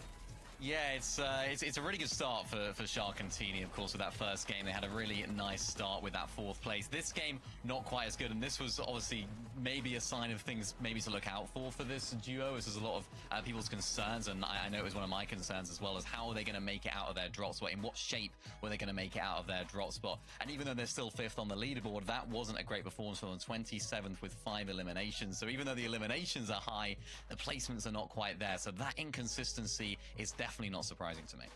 But we're seeing consistency, guys, from Pablo and Chino. They've gone up a whopping 8 places to pole position after that performance. 2 endgames now back to back, where we've both seen them putting up the numbers, even more numbers in that game, Levin. Yes, and I am very, very impressed by these guys. This actually here is sort of the game-winning sort of moment for them, or not winning because they didn't win, but a key game moment for these guys, right? Because what happens is, you see they're on low ground, Zone pulls back, and it actually left them in a really bad situation, right? It pulled back against going up the hill, and they're in a position where they're on low ground, they're stuck underneath every team, and they go back out into the Storm, do an up and over rotation, and that leaves them up there, and they didn't have much mats at that point in the game, Mini, to work with, but the key thing for this duo, and this will be key for a lot of the top teams, but even when you're not in a good situation, if you can just keep yourselves long enough in the game, when you're Pablo and Chino, you're gonna find a refresh, right? Make the rotation that keeps you in the game as long as possible. And this is what I talked about in game 1, right? Game 1, we saw them play for height, and I asked the question, is this gonna be the strategy they take moving forward? Are they gonna keep being a height team, or are they gonna actually make use of their talents on the mid and low ground, where if you just keep yourselves in the game long enough, you know these two will find a refresh that will carry them into a top 5 situation, and that's exactly what they did here in game 2. Yeah, and I think that's going to bring yeah, them so much more confidence as well. I mean, we spoke so much about them at the beginning of the day, not having the greatest performances leading into the major finals. They've had glimpses of it, they've had moments, but they haven't had consistency. So now for them to have such a great start and to have all that firepower beside you, even when things don't go so well, they've got to be bringing with confidence right now. And they are our reigning champions in terms of FNCS majors, guys, given that they did win way back in August. It feels like centuries ago now with Brodoxy. There must be something about being in a finals lobby that really boosts their confidence. I wonder if we can see the leaderboard actually one more time, because I'm just really curious to know where our other big duos are standing at the moment. Vico and Malabuka, for example, that wasn't the best game for them last time round, so I'd love to see where they are on the leaderboard. If not, we'll catch up with them in a bit. I'm wondering with these guys if consistency is going to be an issue from game to game, Mini Minor. Yeah, potentially. I mean, I'm just looking at the leaderboard right now. I'm at the monitor here. 15th with 22nd they got in that last game. So again, just going down in that early stages of the end game. We saw some good things from them, right? In that very first game, we saw some exciting moments, but that's when it pays off. When it doesn't pay off, Levin, that's maybe what we're likely to see, some of those sort of mid-game eliminations. Still early, doors. Still early. Yeah. I'm not panicking yet. Still early. Okay, bit of favoritism, bit of bias towards Vika, maybe. It's not biased. It's just still too early, man. We've still got so many games left. Fine, not panicking on his behalf, but I will. So let's head to our third game of today. 4 more games to go with Taco and Takata. With Lobby 3 just around the corner for game day number 1, Takata, there is still ample opportunity for any kind of shortcomings that duos have experienced in these first 2 games to sort of be course corrected in our next 4 matches. Yeah, we've had a lot of mix-ups, a lot of teams that are starting off a bit rough. I'm thinking mainly of Swizzy and Pixie, but on the contrary, we have duos like Chino and Pablo that back in trios, they were actually champions of Major 3, so now coming in as reigning champions. Chino Pablo playing as a duo, doing incredibly well. That last match was insane how many elims they were able to get and somehow clutch up that placement despite the tough zone pull. The good news is the battle bus is ready, so let's head on to the third match of the day. It's always so sick to see when that dominoes moment takes over, though, right? Chino, Pablo, if they get one, they just start converting them into so many after the fact. They really found a nice flow state in that end game of lobby number 2, and that sort of momentum can really build throughout the course of a day. So at our halfway point, technically speaking, for game day number 1, the main takeaway that I've got so far, Takata, is that you can never expect any sort of guarantees. If you think that you're going to be contested, if you think you're not going to be contested, the lobbies are constantly shifting.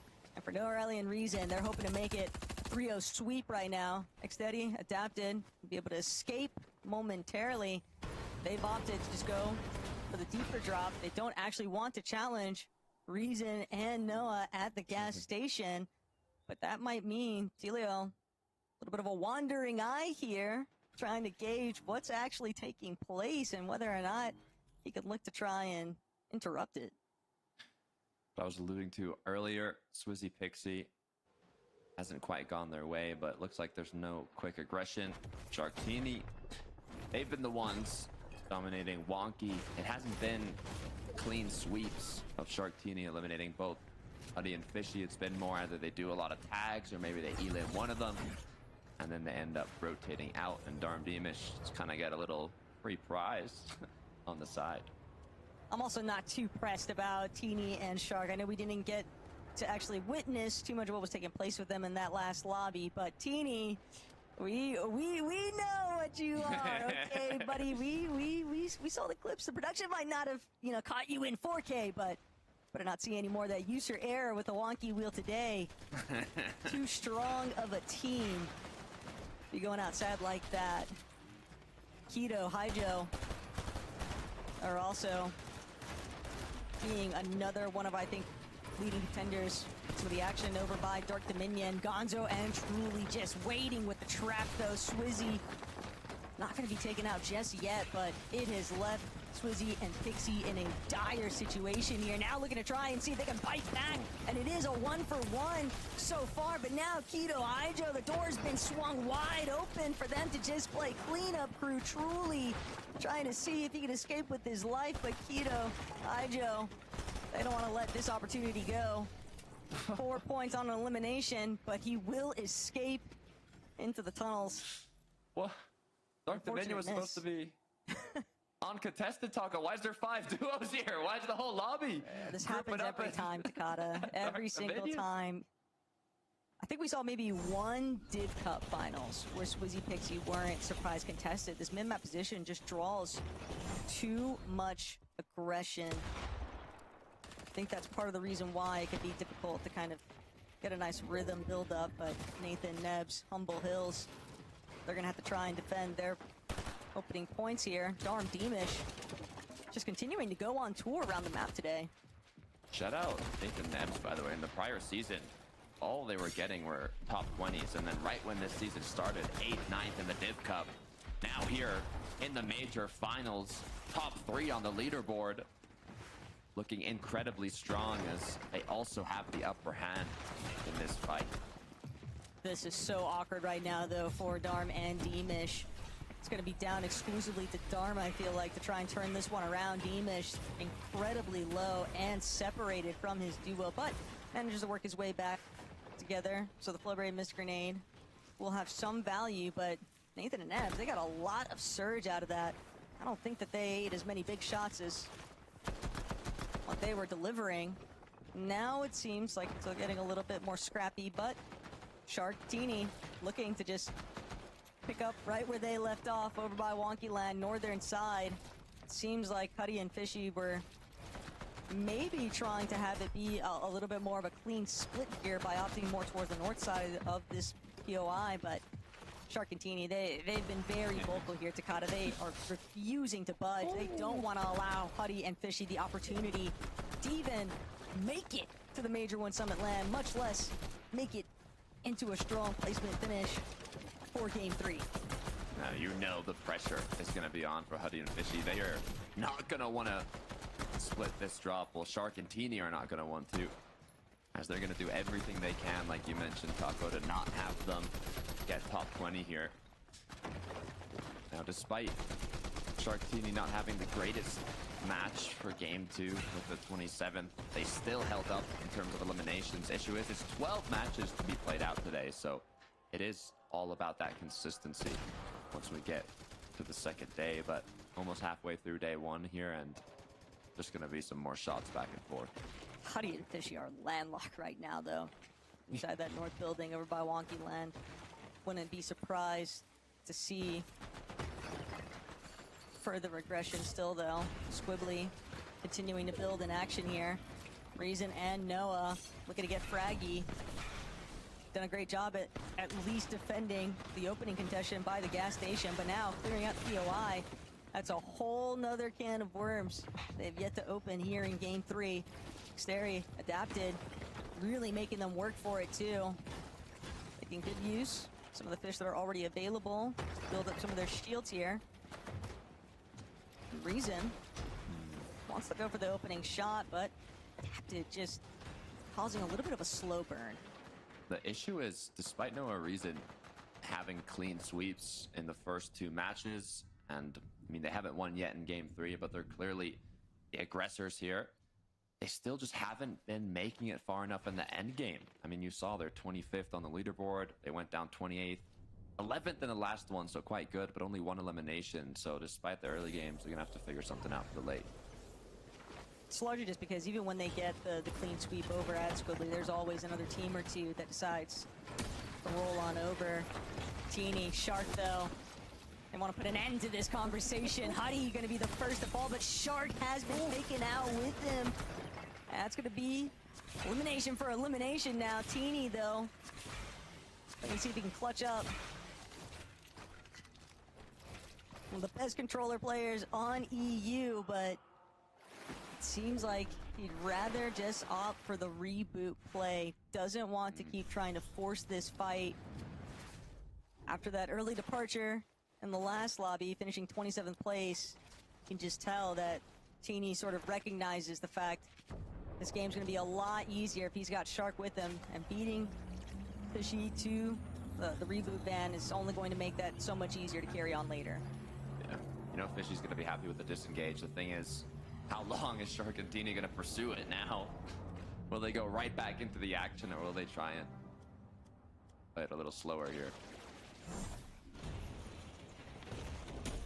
Look back into where that went south here. Oh.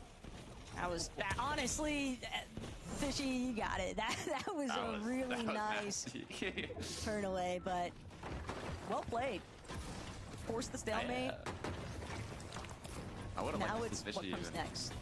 play more aggro there. I mean, I think he had the HP shield advantage, but Teeny did not let down. We can actually see now it's going to be Twek and Midro who are applying the pressure after the reboot.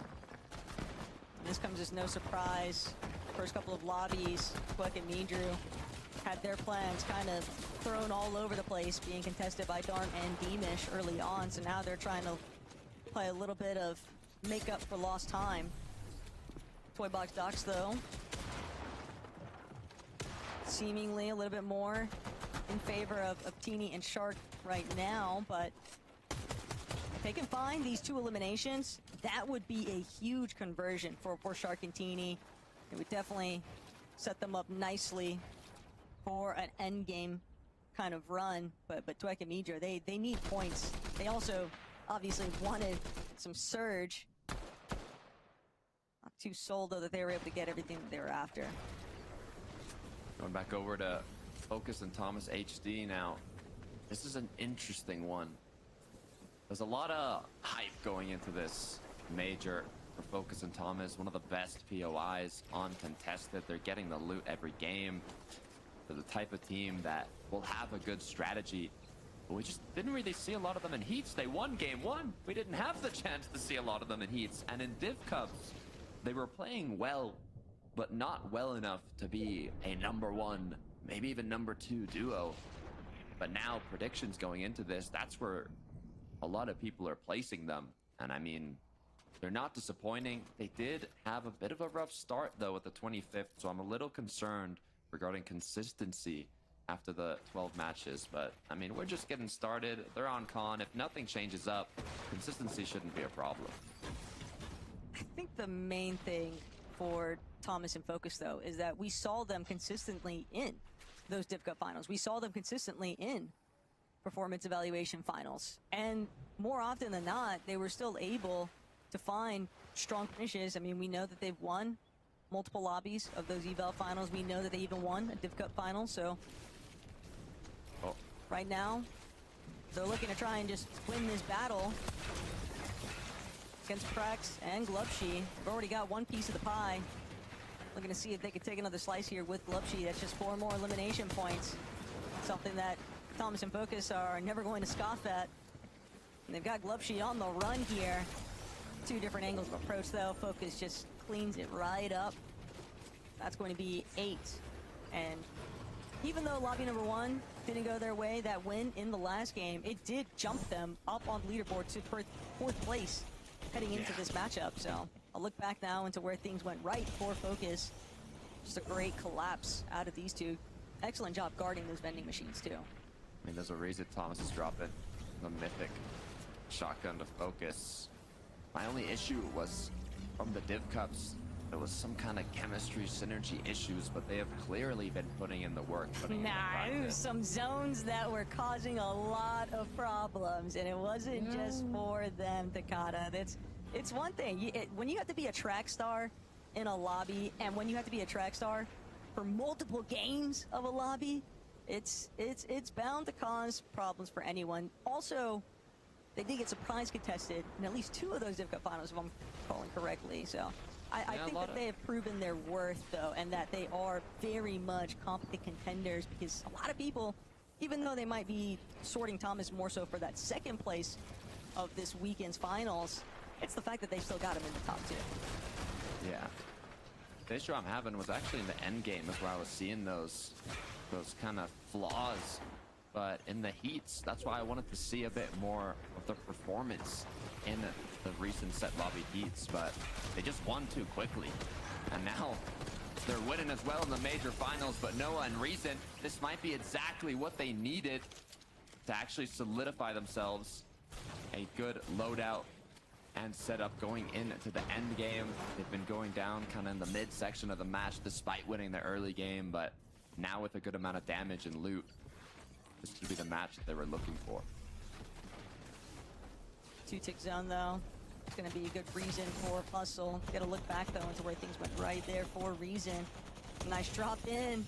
Xyz was not expecting company that quickly.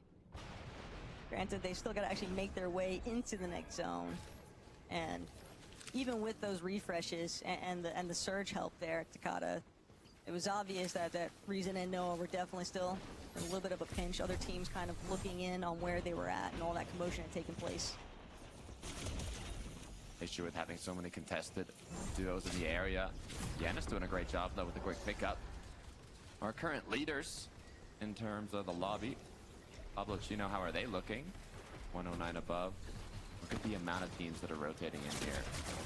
This is going to get dangerous quickly, as Pablo's already been cracked. They thought they were going to get the chance to pounce right there. Instead, forced to come to yet another halt, and that definitely puts a sour mood on their Surge.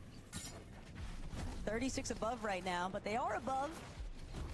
It's just they know now they're going to have to go for a little bit more of a forced engagement as opposed to being able to kind of pick which sort of fight that they wanted to enter into. I drop the Medius lurking now.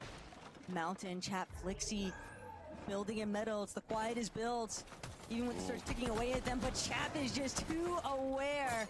Immediately catches oversight. Maria's going to be forced to send it onto height. They're working against the clock right now. iDrop even forced to drop his pizza early, but Flixie, Chap, you can see how much Surge they have.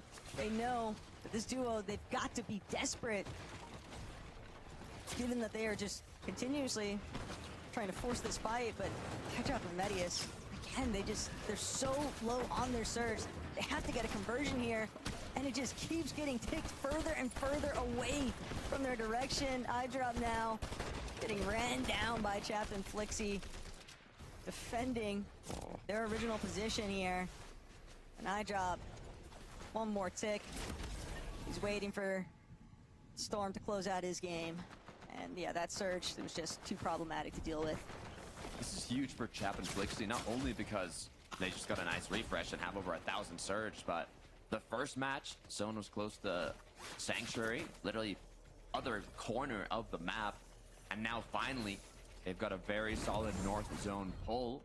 They've got the loot. Everything is going their way in this match, so I'm hoping to see a big one.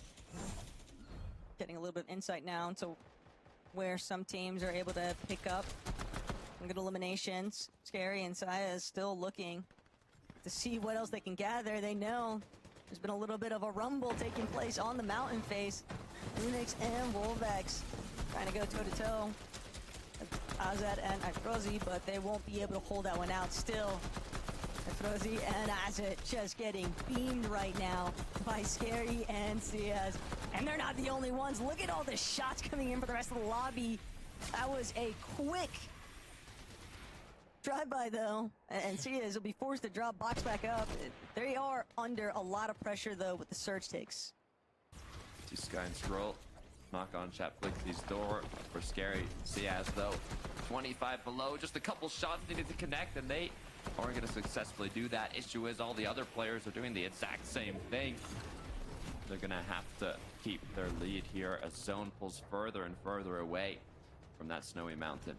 And when you see teams that are so limited with their mobility options, and we are pulling towards the northern section of the map with so many elevation shifts, have to begin to wonder how they're actually going to fare.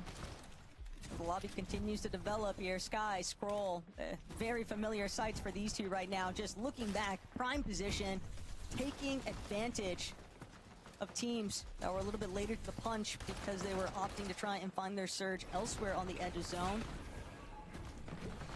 Focus, though, tough position here as a solo.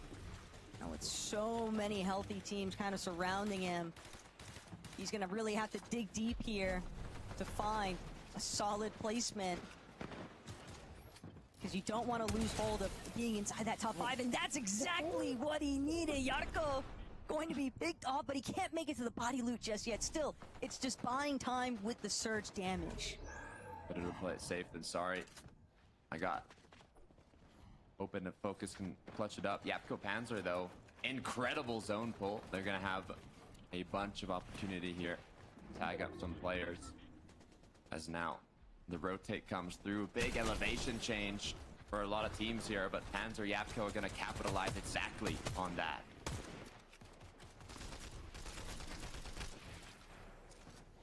They might be able to even protect this launch pad to a certain extent. They could use it to try and stay out of sight, out of mind for the rest of the lobby. But Shark Teeny, they got aggressive early on, and they are keeping it rolling in stride. Just a couple of really nice eliminations there, punishing teams that are looking to try and work their way into zone. Now everyone's going to start trying to send it, though, towards that front side. Go Panzer. They're going to have to try and defend their position. Looking back, trying to set up.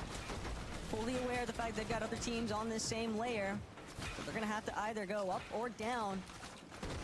Unless they're able to convert some eliminations here, but Sky, Scroll, same intentions. Ooh. Just trying to be a little bit more concealed here with the pullback.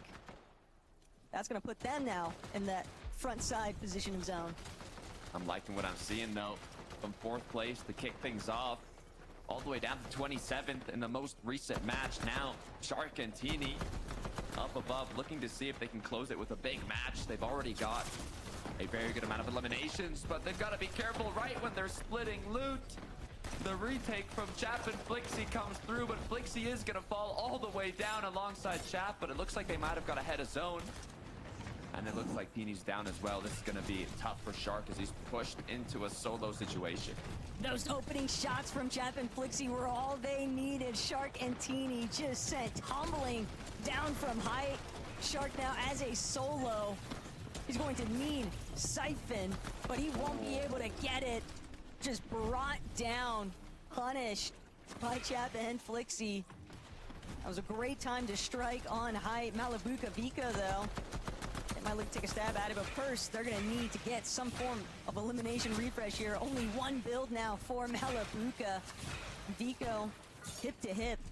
They've got to stay as close to each other as they can to try and pull things off, but it's been disastrous. Chap, Flixie, they're on ultimate low. We just saw them on hype because what do you know? Cammy and Hottie have managed to work their way up to the high ground. Skyjump, though, just going to overshoot it, and that's going to leave Momsy to just stay based inside of that secondary height technically, but Cammy, Hottie, they're wasting no time. They're tarping things out. Malibuka, Vico, they're just trying to contend with all these players stuck in the lower layers with them. Sky, Scroll, probably some of the healthier ones from the bunch, but still not a lot of materials to work with. All of these shifting elevation points have just caused everybody to burn through their materials.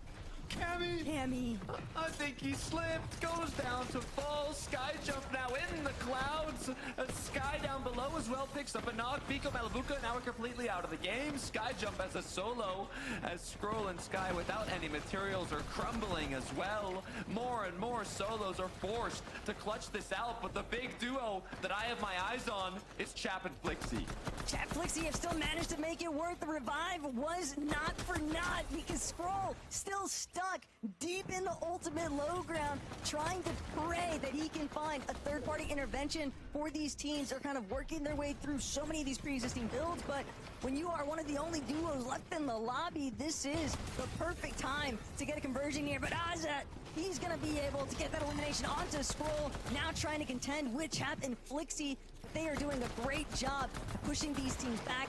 They've got frontside control. They know that another player is just tarping over ahead of them. Telio's going to opt to try and drop here. Azat has managed to work his way up, but he's got to keep his eyes on a swivel because Skyjump overhead. Flixie still managing to pull through, though. It's just a duo versus a sea of solos here at the end of the day. Takata and Chat Flixie, the moment they get a north pulling zone, they bring home the win. Capitalized on it instantly. Flixie showing how badly he wants to represent his own country in Germany, Dusseldorf, later this year. Let's see if they can continue the pace. We're heading back to our analysts.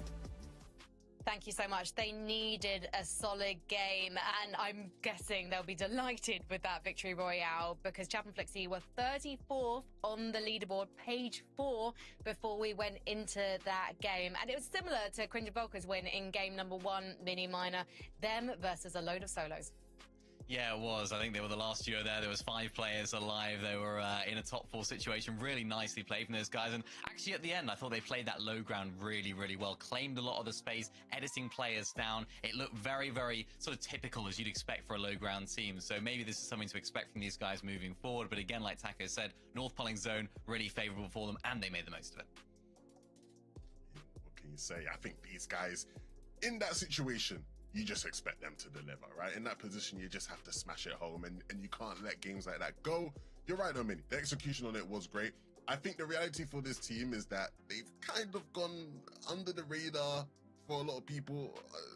because again, it's just not been the best of seasons for them. I think it's not been as flashy. Their performances in general haven't been as amazing, but you can't doubt the talent here, right? Flixie and Chap have both shown in many duo finals over the years that they are two of the better players in the region. And in situations like this, Mini, where again, they're just on low ground and you just have solos dropping down,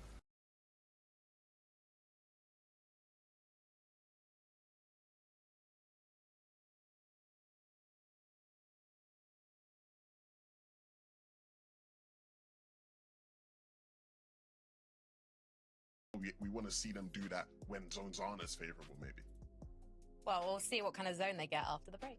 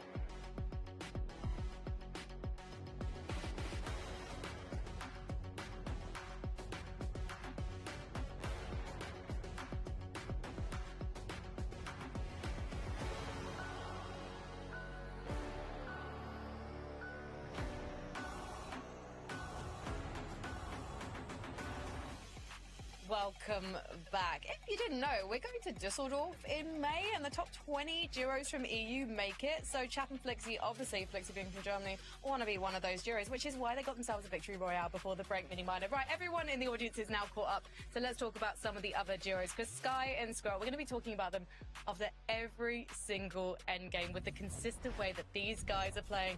Yes, Scroll ended up as a solo yet again, but Sky was with him for the long haul, Mini Minor.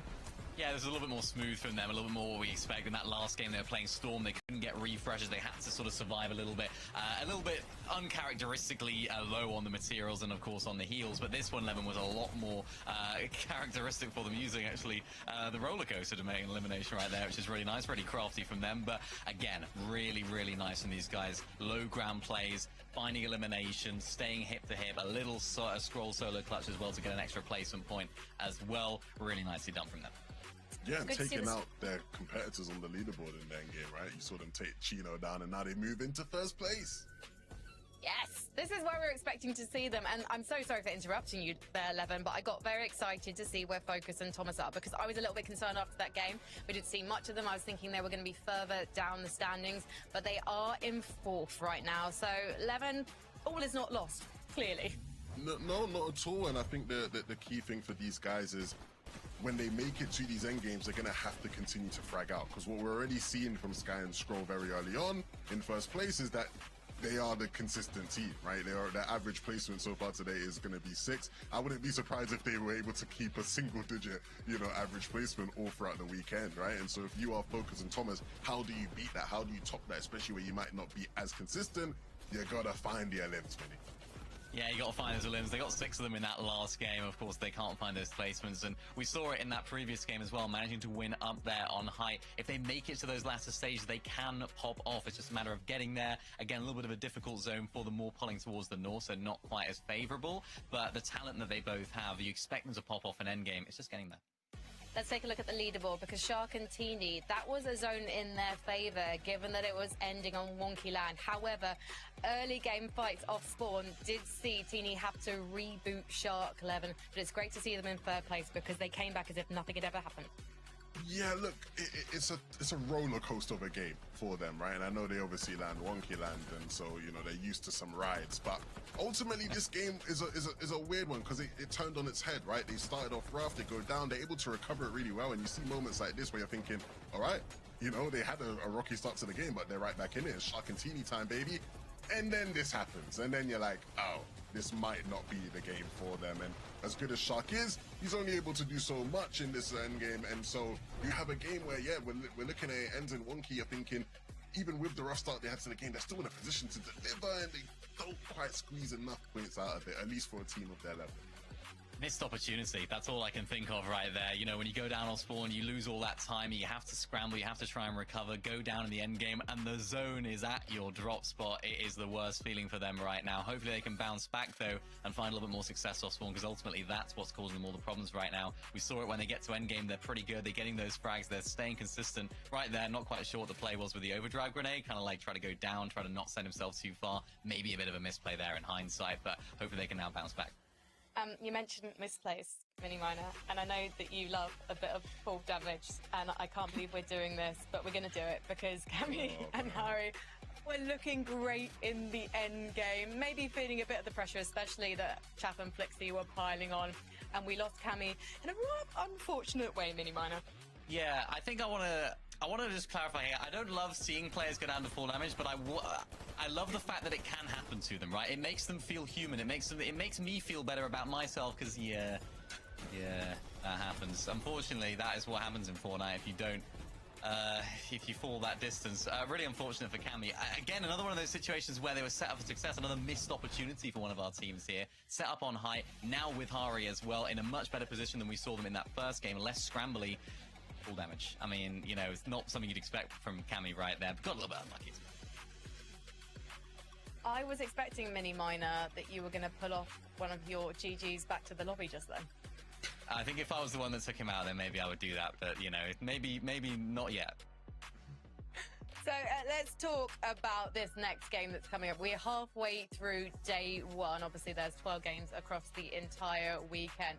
Sky and Scroll, just the most consistent duo here, as we're expecting. But have there been any surprises so far for you, Levin? I think Pablo and Chino looking as good as they did. I think there were quite a few people who I think doubted their ability to sort of be a threat and to be, consistent. And of course, we still have some games left, but I think we've seen in a variety of different zones them still be able to make it to these end games and showcase their ability. So if there is going to be one team pushing, Sky and Scroll to the end, it's good to see their Danish rivals being the ones there. Mini Miner, very quickly. I mean, I completely agree. Also surprised at Swizzy and Pixie. The amount of teams that are in there at Dark Dominion right now, I broke it down at the beginning of the day. It's likely to be happening, but not to this degree. I wasn't expecting it to be this much, so they're struggling a little bit more than I expected today. I'd like to see them at the beginning of the game if we can. So let's head over, get ready for game 4 with Taco and Takata. Thank you, Frankie. Yeah, it's very tough for Swizzy and Pixie. We've talked about it, Taco. I mean, it seems to be a POI that players like kind of joining the party uninvited, but you'd normally expect like maybe 1, 2. There was like 5 duos there going against Swizzy and Pixie. Like, are you kidding me? It looked like they were going to be on Con originally, but it's just not going that way. At the moment that Truly and Gonzo started to play a little bit of disruption factor, that's what's really drawing so much more attention inwards onto that mid-map position, because everybody thinks, hey, if we can take control of tunnels, if we can take control of Dark Dominion, then we'll have ample opportunity to rotate elsewhere after the fact, and it's just caused so many issues for Swizzy and Pixie clearly here today. But it is only day 1, Takata, and we've got game 4 that's about to begin, so I really can't wait to see what happens next to kind of round things off for the day.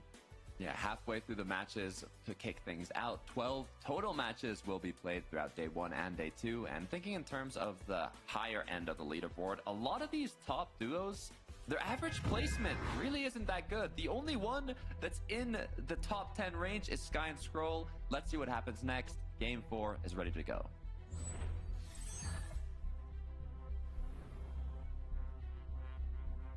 Hey, we've at least got a little bit of an overview in terms of what's been happening at Dark Dominion. You can already see the immediate 50-50 contest right there from Truly Gonzo, but also Reason, O'Reilly trying to defend the gas station. This time, Xteri adapted just because of the bus path. They're going to actually opt to see if they can beat Reason and O'Reilly to the punch for the first touchdown inside the gas station. Reason has been eliminated. Noah O'Reilly manages to open up his first chest. Does get an iron pump out of it, but 2 versus 1. This is going to be a rough way. Noah, though, keeping his composure, gets a little bit too aggro. Yeah, it's just gonna be a disengage here, Takata. He knows that he can't really afford to be eliminated just yet, but Xteri adapted, striking back at the worst possible time for Noah and Reason. It's tough because despite Noah Reason having won 3 of their off spawns so far, they're still 26 on the leaderboard. They've gotten 29th in a match, 28th, 11th, and that is... Sorry, I just kind of lost my words there. That is not the way you want to start Dark Dominion. They are not having a good day, Taco. That kind of just sums up their day, though, no? Doesn't it? Just literally a series of unfortunate events right now for Swizzy and Pixie, but Swizzy still looking to see if he can recover anything out of this 4th lobby. I mean, you don't want to dig yourself a massive hole heading into day 2 because you know what sort of comeback potential is actually provided in a 2-day format, but fall a little bit too far behind, and that's where things get really questionable. Yeah, I mean, it is top 20 to qualify to Dusseldorf, but we have players like Swizzy, who's a global champion going into this year. Both his teammates didn't make major finals, and now Swizzy is not starting off strong. We talked about what's it going to take. Kinch put the numbers together, estimates 5 good end games, or 250 to 300 points for a top 20. When we say good end game, we mean top 5 with 4 eliminations. So if you like Noah and Reason, who are contested off spawn, when they win their off spawns, they got 28th, 11th, 29th. That's just not good enough to be in that range to qualify. So they're going to have to pick up the pace as we continue forwards. The good news is we've only played out 3 matches, another 3 to go today, and then tomorrow a whole other 6. So for Sky and Scroll, at least, they are comfortably sitting in that #1 spot. And the main thing for them is they just want to keep trying to extend that lead. Right now, they're 20 points ahead. Second place, Chino Pablo sitting at 156 heading into this 4th lobby. So Sky, Scroll, they're not looking to let their foot off the gas pedal anytime soon here. And they've really done an excellent job, I think, at kind of proving the analyst as points from that pre-show, Takata, because so far their worst placement on the day is a 10th, and that was with 4 eliminations in tow. Yeah, and they're the only team that has an average placement better than 10. Everybody else is 10 or worse, which is honestly quite interesting. It just shows how difficult this lobby is. They're currently average placement of 6, so I wouldn't expect anything less. I mean, having an average placement of 4 in the Div Cups leading up to this, Sky and Scroll, they know how to play consistently. It's always going to be a sight. Over at Wonky Land, though, Twek and Midro actually taking a stab right now at Sharkantini, and they've been eliminated.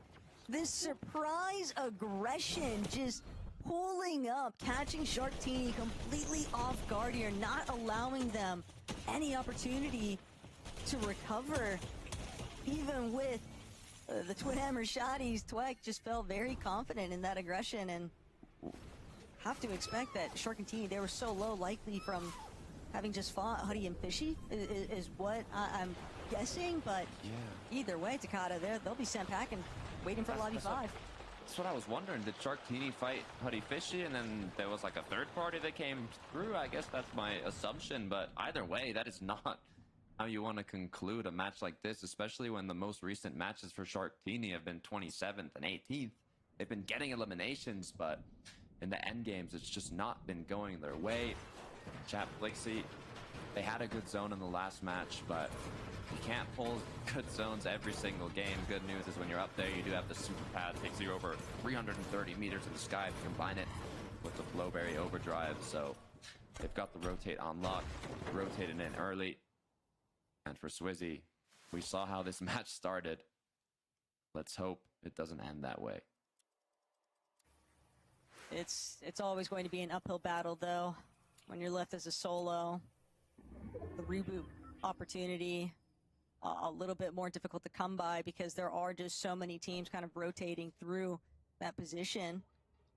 And so it makes it difficult because obviously sound audio cue is going to draw attention, and then you have to deal with everybody else taking your duo out one more time, just putting your net surge even further and further into the dirt. Lunix and Wolvex, though, they might have to contend with Yepko and Panzer soon enough at Painted Palms. Both of those duos kind of just taking things in stride here today. Khan and Faded, a duo that has already confirmed themselves for one LAN taking place this year, Takata. Later on with the Reload Elite Series finish that they had, knowing that they're going to be on the Battle Bus for the EWC LAN later on this year, but they would obviously like to join the top 20 players for the Major One Summit LAN too. That would be ideal, being able to make both. Kamihari, we mentioned it earlier, Kami's now leaving the pact in finals appearances, but I'm just gonna ignore, forget what happened in the last match, okay? Let that not affect our mental. Continue on forwards. Other than that, I've been very impressed with Hari and Kami. They've been playing aggressive for height. It's been working most of the time. And for Swizzy Pixie, it looks like due to the early game, they've been put into a bit of desperation here. They need a damage, they need loot. But I don't know if Chap and Flakesy is the duo you want to fight. Looks like they might have gotten what they needed, though, no? Flixie's shield being so low tells me that took a lot more damage than what he was anticipating from Pixie Swizzy, and that allowed them the primary opportunity to disengage. Probably still in a little bit of a hole, though, with their net surge overall, given that opening point, but something's better than nothing at this stage. This new Sanctuary continues to be just carved out, scary in size, making sure that there is no scrap metal left behind. They're aware, though, there are quite a lot of players. You can look at the minimap, 3 different duos in the surrounding area. And then when you're playing in a finals lobby like this, the patterns, you got to remember them. Glove G Prax already kind of rebuilding up their tower. There was another one north of them. Pico Malibuca, it's not been going horribly for them. I mean, they're top 10. They're well in qualifying range for Dusseldorf, but when you think of the name Pico, when you think of the name Malibuca, these are FNCS champions. They have LAN experience. This is some of the best in EU. It's those veteran players. So I'd like to see them higher up, but can't complain with the top 10.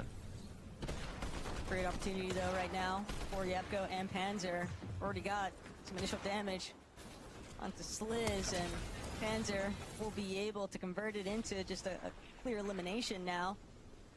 Schmally just trying to stay hidden, hoping that Yepko Panzer don't decide to continue the aggression.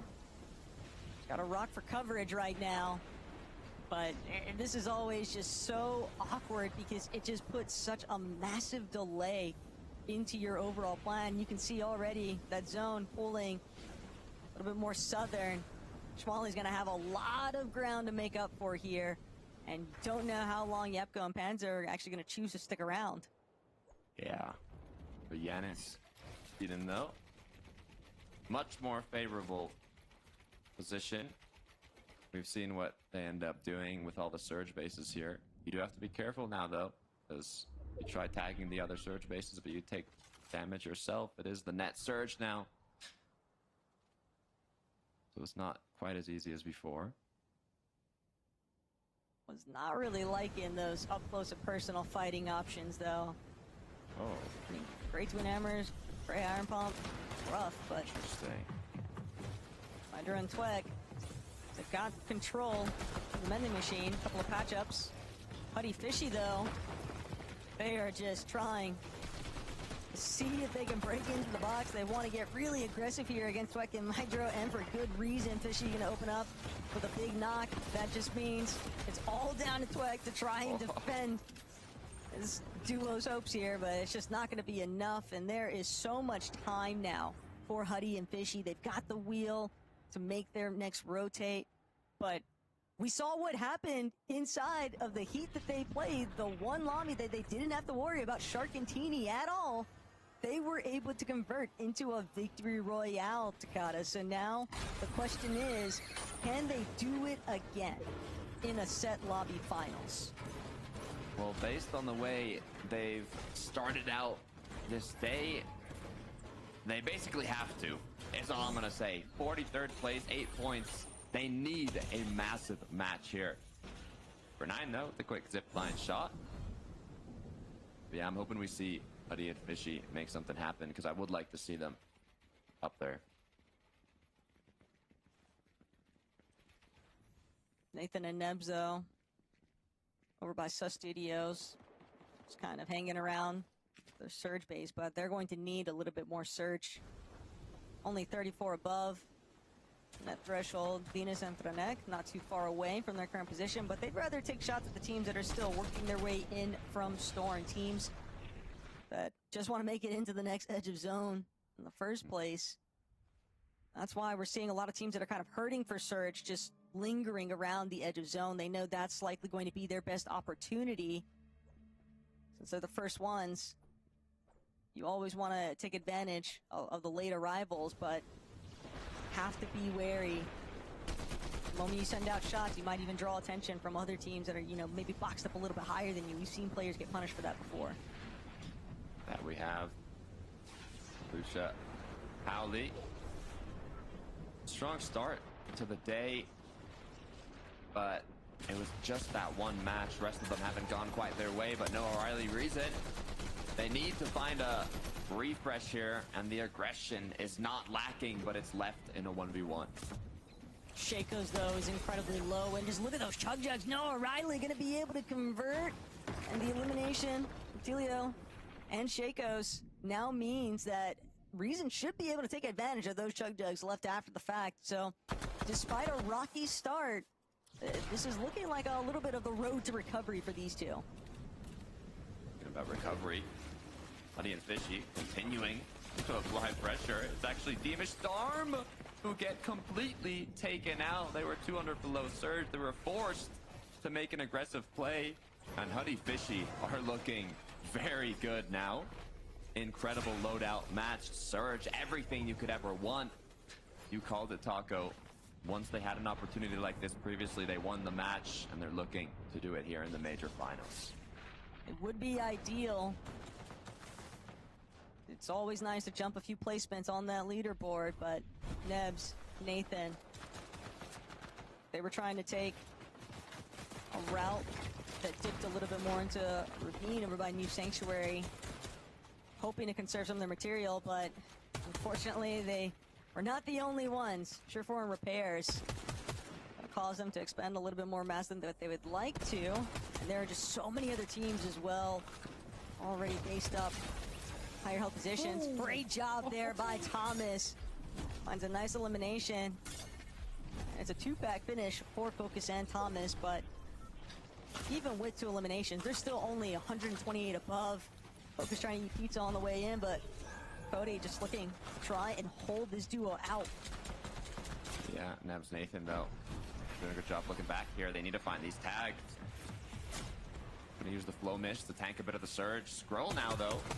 This is the worst we've seen them heading into an end game. They're always a good amount above. Now they're just right, bouncing up and down the surge threshold above and below. We'll see if they're capable of finding a good amount of tags here. But it's a lot of our top 10 leaderboard players that are kind of struggling with their surge in this lobby, Takata. Nevs and Nathan, they're still sitting 79 below, having to use up a lot of resources just to try and heal it out, hoping that the lobby takes care of itself. As Thomas, you can already see, just too problematic. Focus eliminated. He'll be forced to play the remainder of this as a solo, and Nevs Nathan immediately jumped on. Teams can smell it out when a duo is hurting. Surefour repairs. They take their opportunity to strike. Refresh, something that they're likely in need of as well, as Thomas trying to take advantage of these players gliding in after the fact. Good shots out of the sky, but there's so much action taking place here, and Medius, I have a feeling there's only one reason we are watching it, Takata, and it's just the surge woes continuing to put so many of these duos into very awkward positions. Even Chaff and Flixie. I mean, so many of our top teams, they are all going down from coming off a 10 elimination win to getting eliminated before the end game has even begun. Cringe Volko also winning the first match. Now 197 below. We were talking about it. All these top teams, they are just put into panic now as we see how Cringe picked up Flixie. Great shot connecting, but this is getting chaotic. But even if you got high ground, if you don't have surge, you can't really do much with it. Instead of being able to apply pressure to the duos underneath, maybe look for some clean refresh eliminations, instead, Cringe just begging for survival at this point.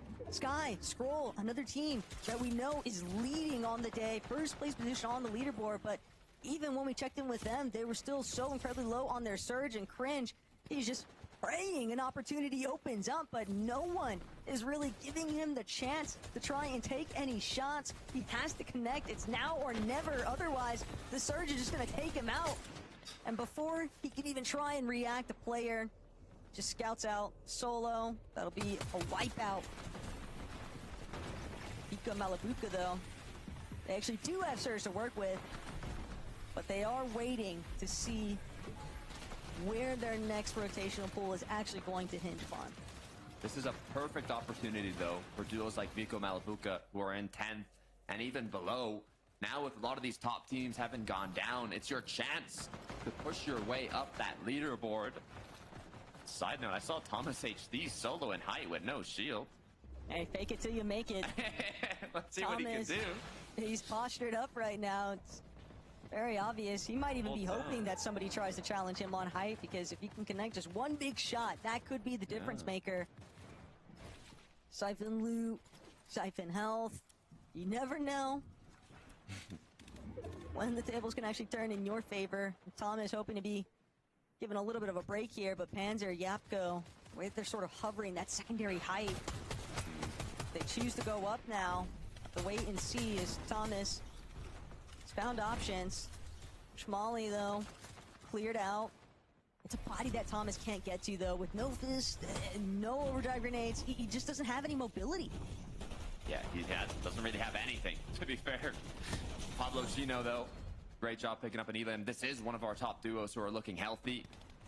As now Sky and Scroll getting closer as well to height. Thomas, if he's known for anything other than the second places, it's his aim. And that's showing with the Elim, but Vico Malabuca as well now. Picking up some extra Elims as Sky and Scroll seem to have made a solid comeback.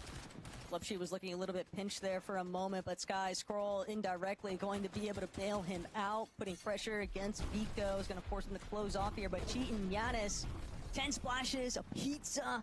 They've definitely got the heals for it. A good amount of material count, too. And one more time, a south pulling zone. that's just extending them the favor of being able to take over height for the time being.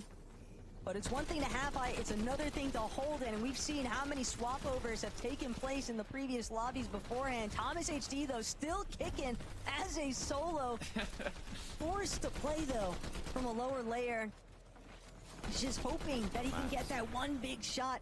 Managed to find an overdrive grenade, though, at least along the way here, but still, he needs to find a player that's going to be weak enough to fall the moment that he connects with this Chaos Reloader. It is just so threatening, and he just doesn't get the chance. Still a good clutch for what he entered the end game with. Giannis cheating, though. A lot of the big teams kind of struggle in this match. I'm not sure how many retakes we'll see come through. Pablo Chino, though, this is one of the big teams that are doing it incredibly well in this match. If they want to push their way up in that leaderboard and separate the gap from the players below them, now is their chance. Moneymaker goes down, the pressure is on for these teams below, but Giannis and Cheatin, they are smooth cruising up in the clouds. Size and Scary, they're just hoping to stay standing on their 2 feet here. Size gonna be the first one to be knocked, though, from the pairing, and Scary just scrambling all around, doesn't have any build, so he's just waiting to try and avoid as many shots as possible. But Malabuka, Vico, they've sent it, they've gone for height. Giannis cheating, though, they're not gonna forfeit it anytime soon here. Another overtake, they managed to hold strong. Vico, Malabuka forced to drop, and that left them in such a tattered position. They're now trying to get the job here onto Cheatin and Giannis, but they've got more than enough materials to work with, so they'll be able to just reconnect later on, slightly lower, but still applying so much pressure to this lobby, and the pizza's gonna come out, still have the overdrive grenades. Panzer also dropping straight to ultimate low, picking up eliminations along the way. He needs the points. He lost Yapko, but the siphon isn't gonna be enough. The storm is too much to contend with. We're reaching the moments where the chaos unfolds on low. Players running out of mats. Giannis has gone down, though. I hope he didn't slip. Lucia, Howley, they capitalize on it. Overtake height, looking to close it out, but we still have Sky and Scroll down below. Elimination after elimination getting picked up. The regroup comes through as well. Can Howley and Lucia close this out? Will Sky and Scroll be able to win from below? Can't count out Cheatin, though, who's also trying to play a little bit of a healing game from inside the storm. But Sky, Scroll, they need more mats. They're going to go for the chomp on height. They managed to at least take frontside position onto the hill. Zone pull working so heavily in their favor. Sky, Scroll, they might be able to get this done. But no, Sky, he's sent packing. A little bit of a challenge there from Cheatin, but the siphon onto Gonzo. That's going to be a huge lifeline here. Scroll and Sky, they're just looking to see how many points can we send ourselves forward on this leaderboard for the first place position. Cheatin finds the shot, though. Sky has been taken out. Giannis cheering on his teammate in the background, I'm sure. But Scroll, he able to catch him just off guard in those final moments. It was a great attempt, though, by Cheatin. Nearly brought it back, Dakota. I was starting to get nervous a little bit there for Sky and Scroll. Neither player had shield. It was looking like they could lose the 1v2, but our most consistent duo, not only on the day, through the whole season, is looking strong. Let's head back to the desk so they can break it down.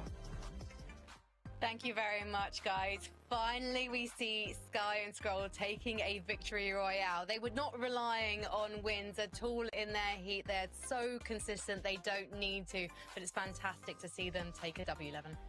They are keeping that average placement low, and can we just give props to Sky there for being the highest impact knocked player in the tournament so far. You saw just how much Cheatin was just trying to find the finish, and Sky is just like crawling behind the object so he can't get shot, and so Cheatin couldn't get the siphon, and then it just allows Scroll to roll on through and hit the shot the second Cheatin left the box.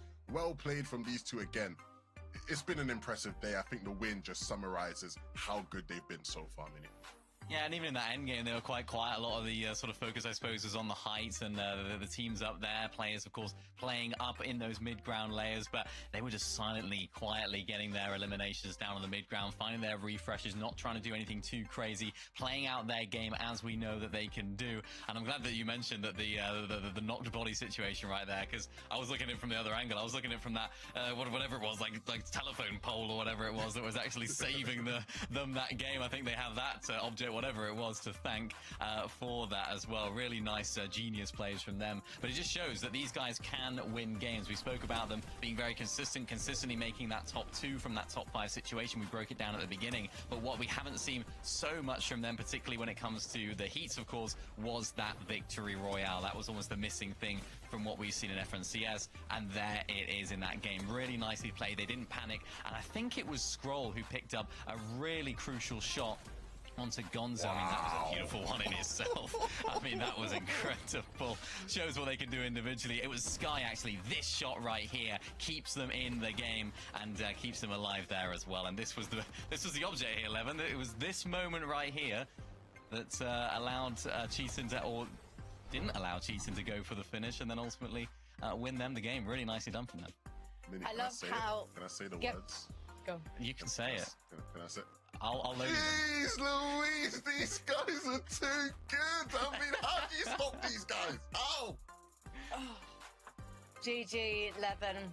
Let's head back to the lobby. You guys, let's head to a break.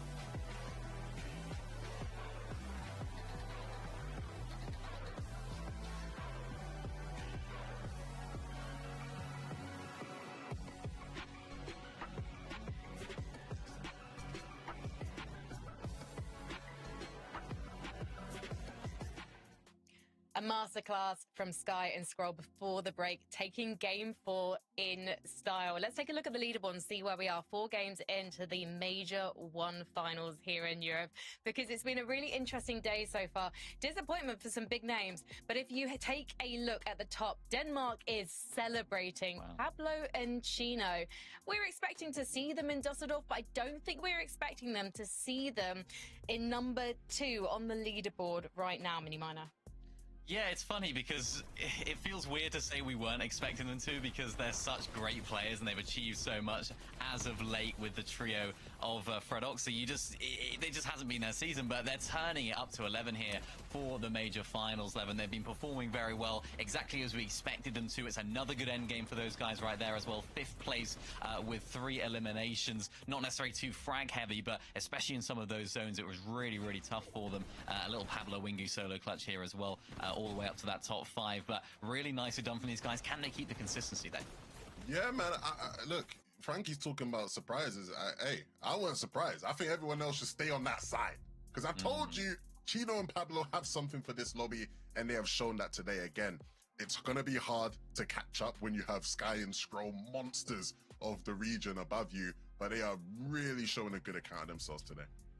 It's really great to see them getting things done as a duo, as opposed to Pablo just having to be the one to hide and clutch it out for once. I'm really excited to see more from these guys. If we take a look further down the leaderboard, look at number 6, Sayers and Scary. We have to talk about these so that Takata will pay us handsomely.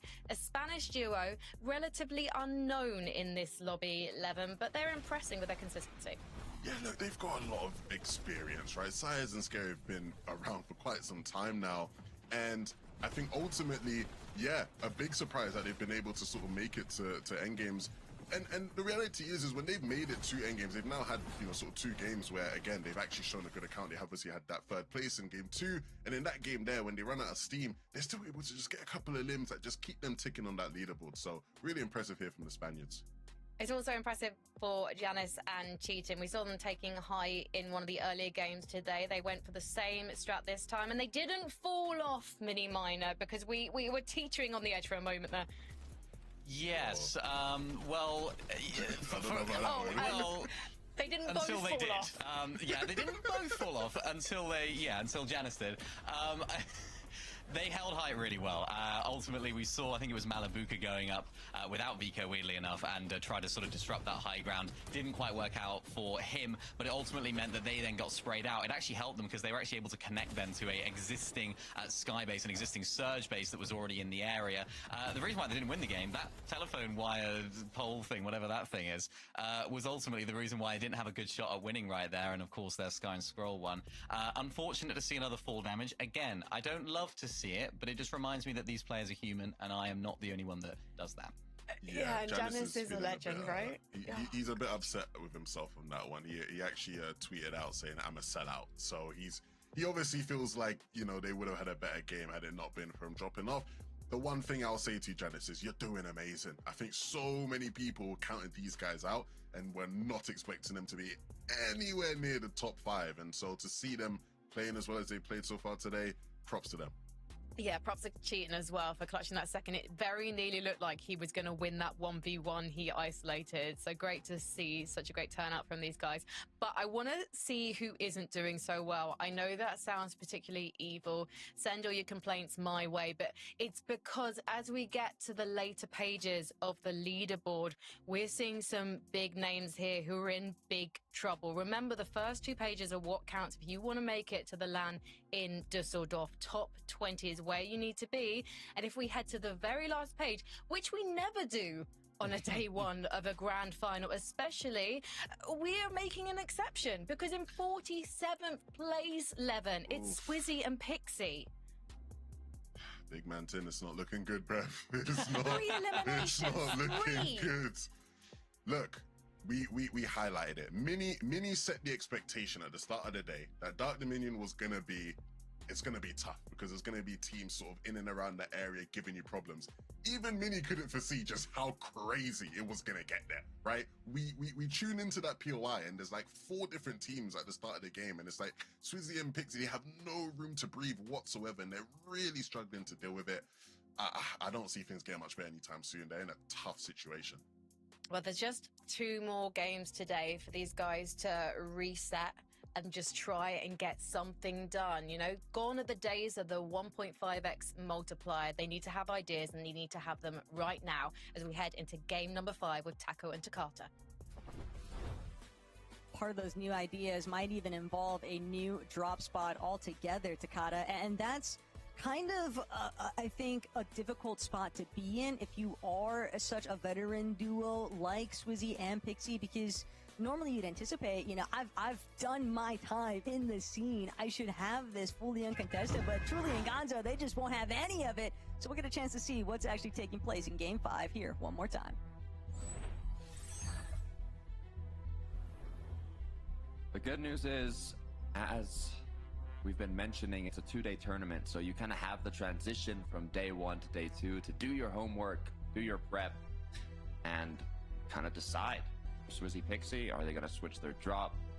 What are they going to change? Because clearly something isn't working. And side note, I mean, what is up with players falling off a height? I feel like almost every game today, at least one player has fallen off a height and gone down. I don't know if I'm losing my mind, but it's got to be more matches than not.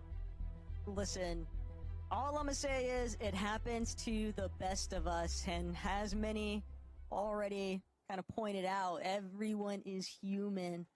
And I think that those instances where we happen to catch players at some of their worst moments, it goes how it goes, but that's not to say that they can't make a recovery point later on.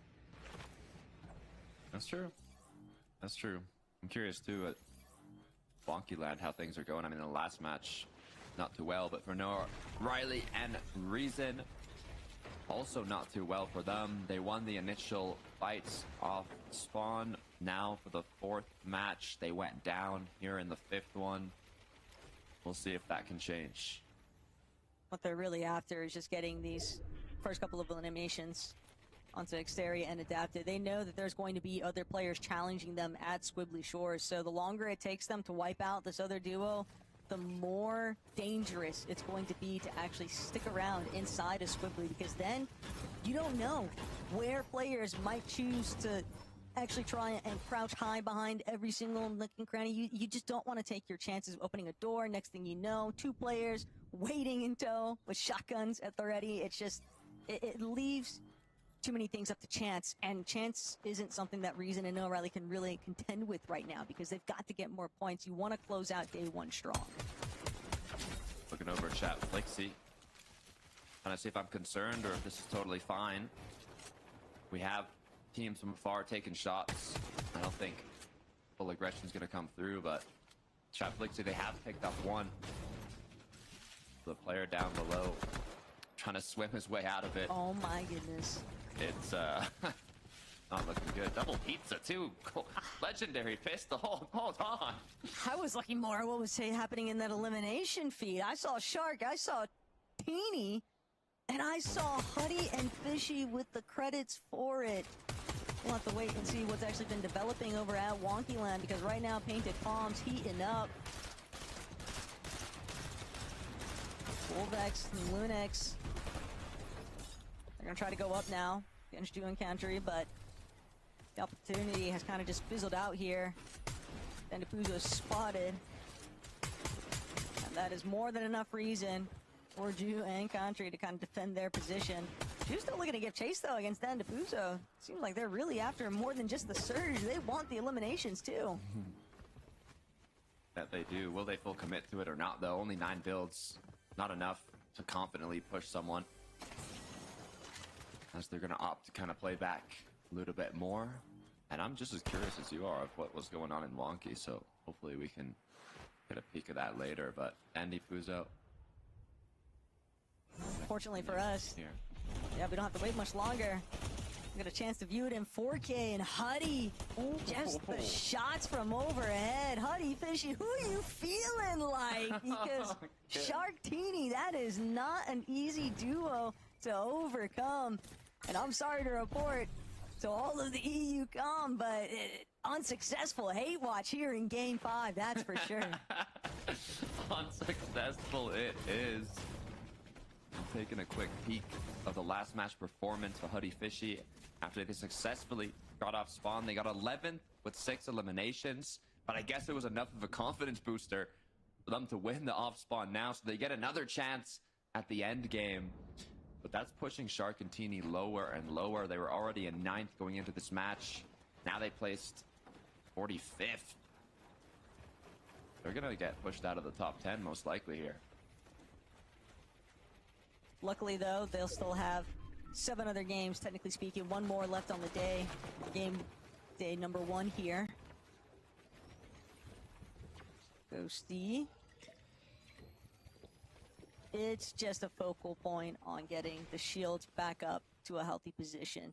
Size and Scary, though, have really done a great job so far today, sitting in that 6th place position on the leaderboard, still well within striking range of even trying to break into the top 5. And when you think Vico and Malabuka, who are only just ahead at 158 points, but Thomas and Focus, more specifically, 175 points, 3rd place position right now, and they need a big game here in lobby number 5 for one reason and one reason alone, Takata. It's because they don't want to let Sky and Scroll get out of leaderboard distance, the realistic amount of points that you can actually bring back and close those gaps. They are, you know, it's not too far gone just yet, but it's starting to get there, and that's where things can be a little bit scary, because even with the 2-day format, you still don't want to leave it in your opponent's hands exclusively. I don't know, yeah. If I'm Thomas HD, the way it's looking right now, it's just deja vu all over again. I mean, top 3, top 2, very doable, but that first place is getting further and further away. Deemish Storm, though, looking for a sneaky play. All it takes is a quick 3-2-1 or double pump shot. Will Fishy and Huddy take the wrong path out of Wonky? Will Deemish Darm actually be able to net something from this, too? They're also another one of our teams that's kind of hurting, a team that I don't think many people would have anticipated to be this far down on the leaderboard. It's Ghosty might actually have a good chunk out of Darkness's HP, giving chase, and that's going to be the final elimination. Darkness has gone down, but big time sink right now, and unlike Huddy and Fishy, Darm Deemish, they don't have control of the vending, but they might be able to get some good shots in when they go for that wheel rotation. Yeah, that's really what they're waiting on here. Only time will tell. Vico Malabuka, 158 points. They have pushed themselves up the leaderboard. We talked about it in the last match. They were in 10th. A lot of those top teams going down allowed them to go to top 5 now. It's surprisingly close between 10th to 5th. There's only a 6-point difference. 6 points from 10th to 5th. But it is starting to get a bit top-heavy with Sky and Scroll at 281. And for teams like Size and Scary, you never know. It's still, I think, very difficult to imagine they're going to be able to overtake it, but I'll hold that thought because Deemish Darm, they're waiting it out so patiently. Decided to take a stab at it finally, but Huddy Fishy just will not go down. And after everything they had to overcome just dealing with Sharkantini in the first place, the last thing they want to see is themselves getting wiped out by a separate duo entirely here. And despite how strong of fighters Darm and Deemish can be, they're still largely the ones left kind of scrambling around on the top side of the build right now. Huddy and Fishy just have so much more material to work with, so much more heals. This is just not gonna end well for Darm and Deemish if they keep trying to force it. And even still, just kind of poking the bear right now, it feels like. Sent packing, licking their wounds, but Huddy and Fishy, great job holding strong here at Wonky. Yeah, you can see how quick they were to just secure control of the vending machines. Despite having height originally, they instantly dropped down, took control, and that was kind of the sign for Darm and Deemish to disengage. It just wasn't worth it at that point. Truly, Gonzo, quite strong, surprisingly. I mean, originally, it didn't look like they were going to have the best of early games, but then with all the chaos unfolding in the center of the map, they have been able to push themselves up the leaderboard. But the big thing to remember is that this is such a new pairing. Truly had originally been with Zynox, and they've been having a lot of success with qualing towards Div Cup finals, qualing the eval finals, and yet it just didn't work out. When the time came for heats, we fell short, team split up, decided, let's see who else to pair with in the last chance lobby, and truly, Gonzo, they've been a particularly exciting duo to follow because They look great in the Last Chance Qualifier Opens, and when they actually got into the Last Chance Lobby Finals, obviously they did their thing, but it's the fact that they're contesting Swizzy and Pixie of all people and holding their own. Could have been worse though. Poor Darman Demish. Yeah. Demish will be able to tie the final knot there, close that one out. But going back to the whole Gonzo thing, it's just incredible scenes that such a new hunger has really started to surface in EU, and truly Gonzo, definitely one of those teams that embodies it. Yeah, just 4 points away from top 5 too. Like you said, from last chance qualifier, last minute formation to almost being top 5 in the major finals as we're getting closer and closer to the finish line of day 1. Let's take a look at Biko and Malabuka as Darman Demish are just in non-stop action.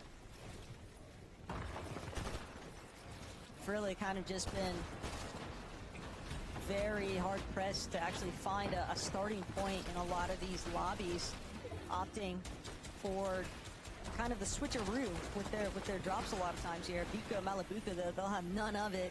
These are our vending machines. We don't want you guys making any use of them. But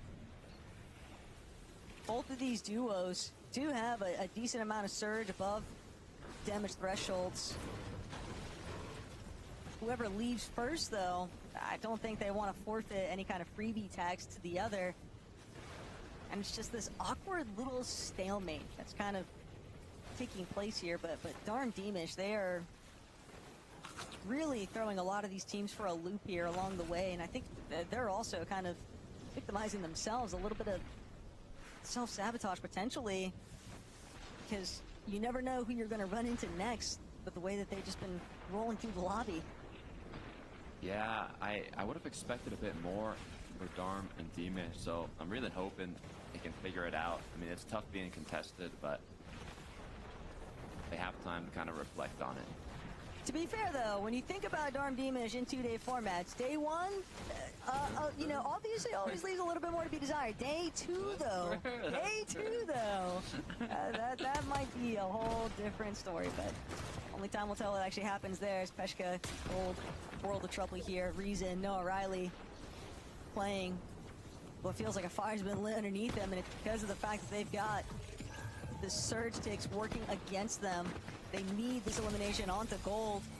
They want to bring things back into their favor, and now getting to close out that fight will put them in an okay spot, but still a long ways to go.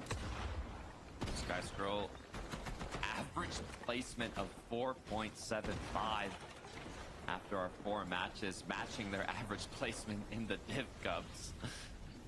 Leading the pack. It would be devastating for them to go down here, but they know when to not take risks. It's less about them and more about whether or not Shmally and Sliz actually need the damage, and they don't. So this is not a fight that they have to force, but so Studio's vending machines would be nice to get some heals along the way. Shmally and Sliz, though, that was the wrong time to hit go. Sky and Scroll, just absolute menaces with the tracking accuracy, only boosting their net surge even further, and they also left Shmally in such a bad spot. Franek and Dina is going to be able to cut them off, and Sliz now left as a solo. What is this? What is Sky and Scroll missing? They have aim, they have chemistry, they can solo clutch, they have consistency. Somebody needs to stop them. Yanis cheated. Levin was talking about it. Yanis had a bit of a mistake in the last match, but they're performing so well. 4th place on the leaderboard, hoping to represent Germany and Dusseldorf. So far looking good. They've definitely been making the most of their day 1 appearances. Cammy and Hadi, though, not an impossible spot to work your way out of, but things are getting a little bit dicey here. Sitting at only 102 above. We know just how rapidly those net surge metrics can actually jump, both in your favor and against. And so for a team like Demish and Darm, unfortunately on the other end of things, but able to connect with some shots. Still, this constant up, down. And once those surge ticks actually start raining through, they're unlucky, another duo might even hear when their shields get cracked if they're close enough. Doesn't seem like Skyjump and Mumsy actually have that idea just yet, though. Truly Gonzo, separate fight. They're also kind of struggling here with their surge. They didn't get that immediate fight they were hoping for against Squizzy and Pixie. And so now they're left to try and collect it elsewhere. But yeah, if Truly can keep putting together shots like that, they won't have too many issues with getting the surge back on track. Bet they won't. 107 above for Darm and Demish as well.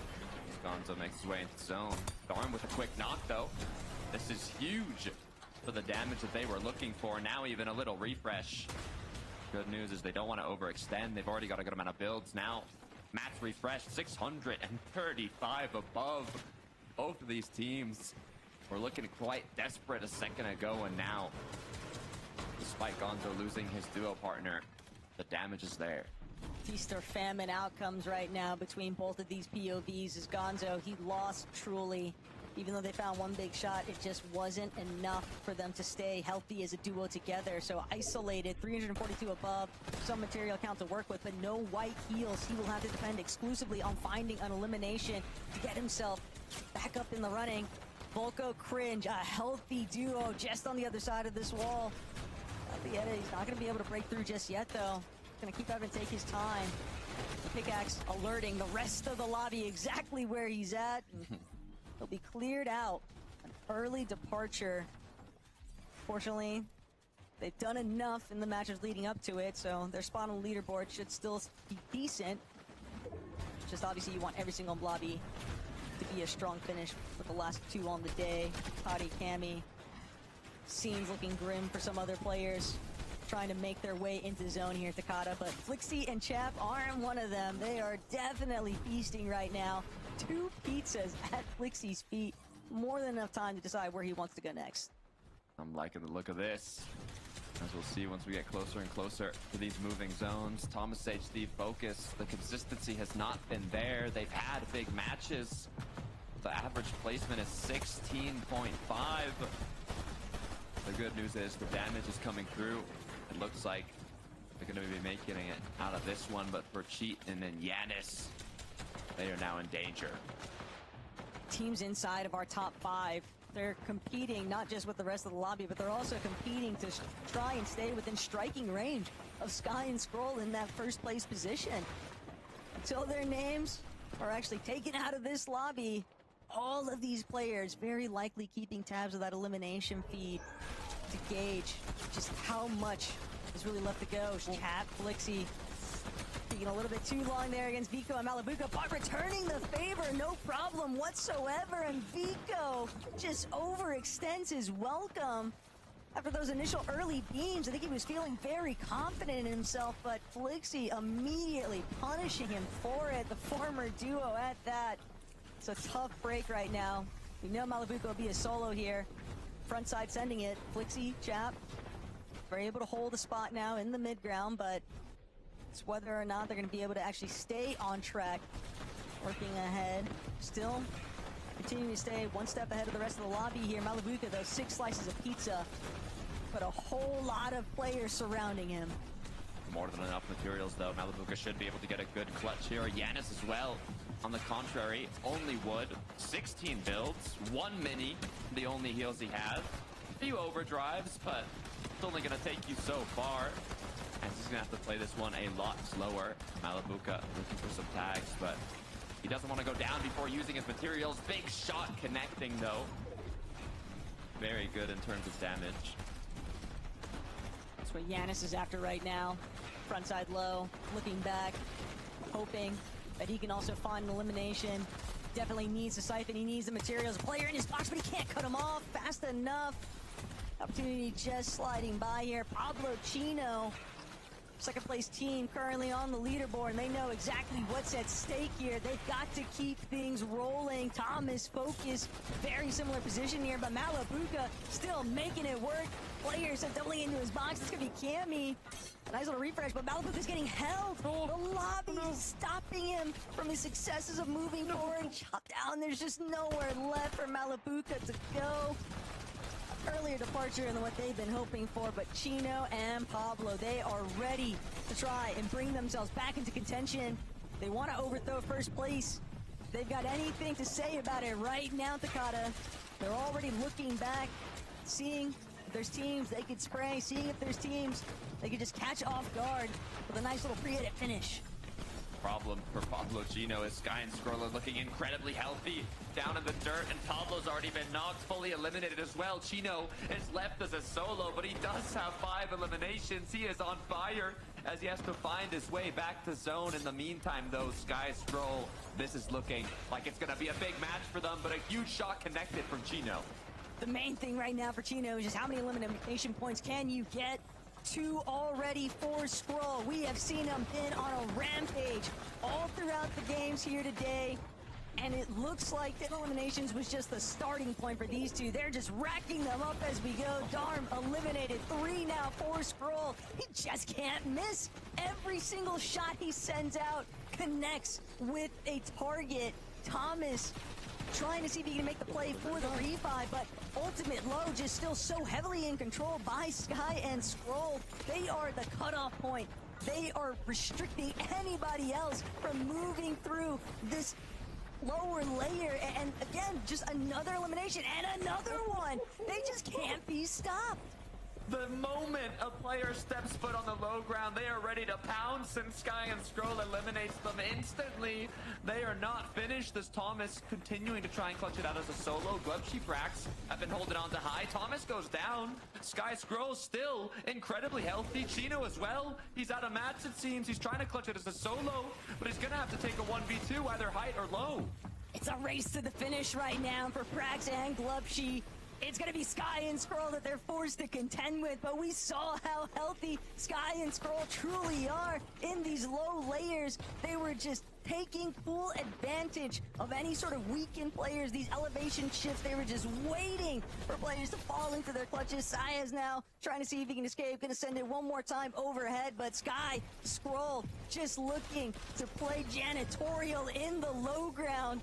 5 eliminations still. The lobby kind of clearing itself out for these final moments. Skrull gets another piece, and now the final opponent, Sayaz. But it's Sky, it's Skrull. They might cause for a little bit of a hiccup here, but Skrull, he's still so healthy, he can easily back up his teammate. Sayaz, though, not using the punch. Sayaz actually turning this around, but he can't get the siphon in time. Sky and Skrull will manage to hold on for another victory royale here, Takata, but Sayaz really made them work for it. It got a little close. It got a little close there. Sayaz with a great shot, but Sky and Skrull, they cannot be stopped. Frank, 11 Mini, what is the rest of the lobby gonna do? Not go to the low ground. Everyone's just going to be like, let's stay on the mid layers, because as soon as we drop down, Sky and Skrull are just going to take us out of this lobby, Mini. Wow, I mean, what a performance from Sky and Skrull. Stayed so patient. A very, very similar performance to what we saw in that last game. They didn't try to go for height. They didn't try to make any crazy plays. They just let the entire lobby come to them. And it wasn't really like a crazy hype play from anyone in that lobby. It felt like a different sort of landscape up on high. But a little bit shaky there at the end. Not quite sure what happened, but yeah, they managed to close out the win in the end. I'll be honest, I didn't know Sayas could do all that.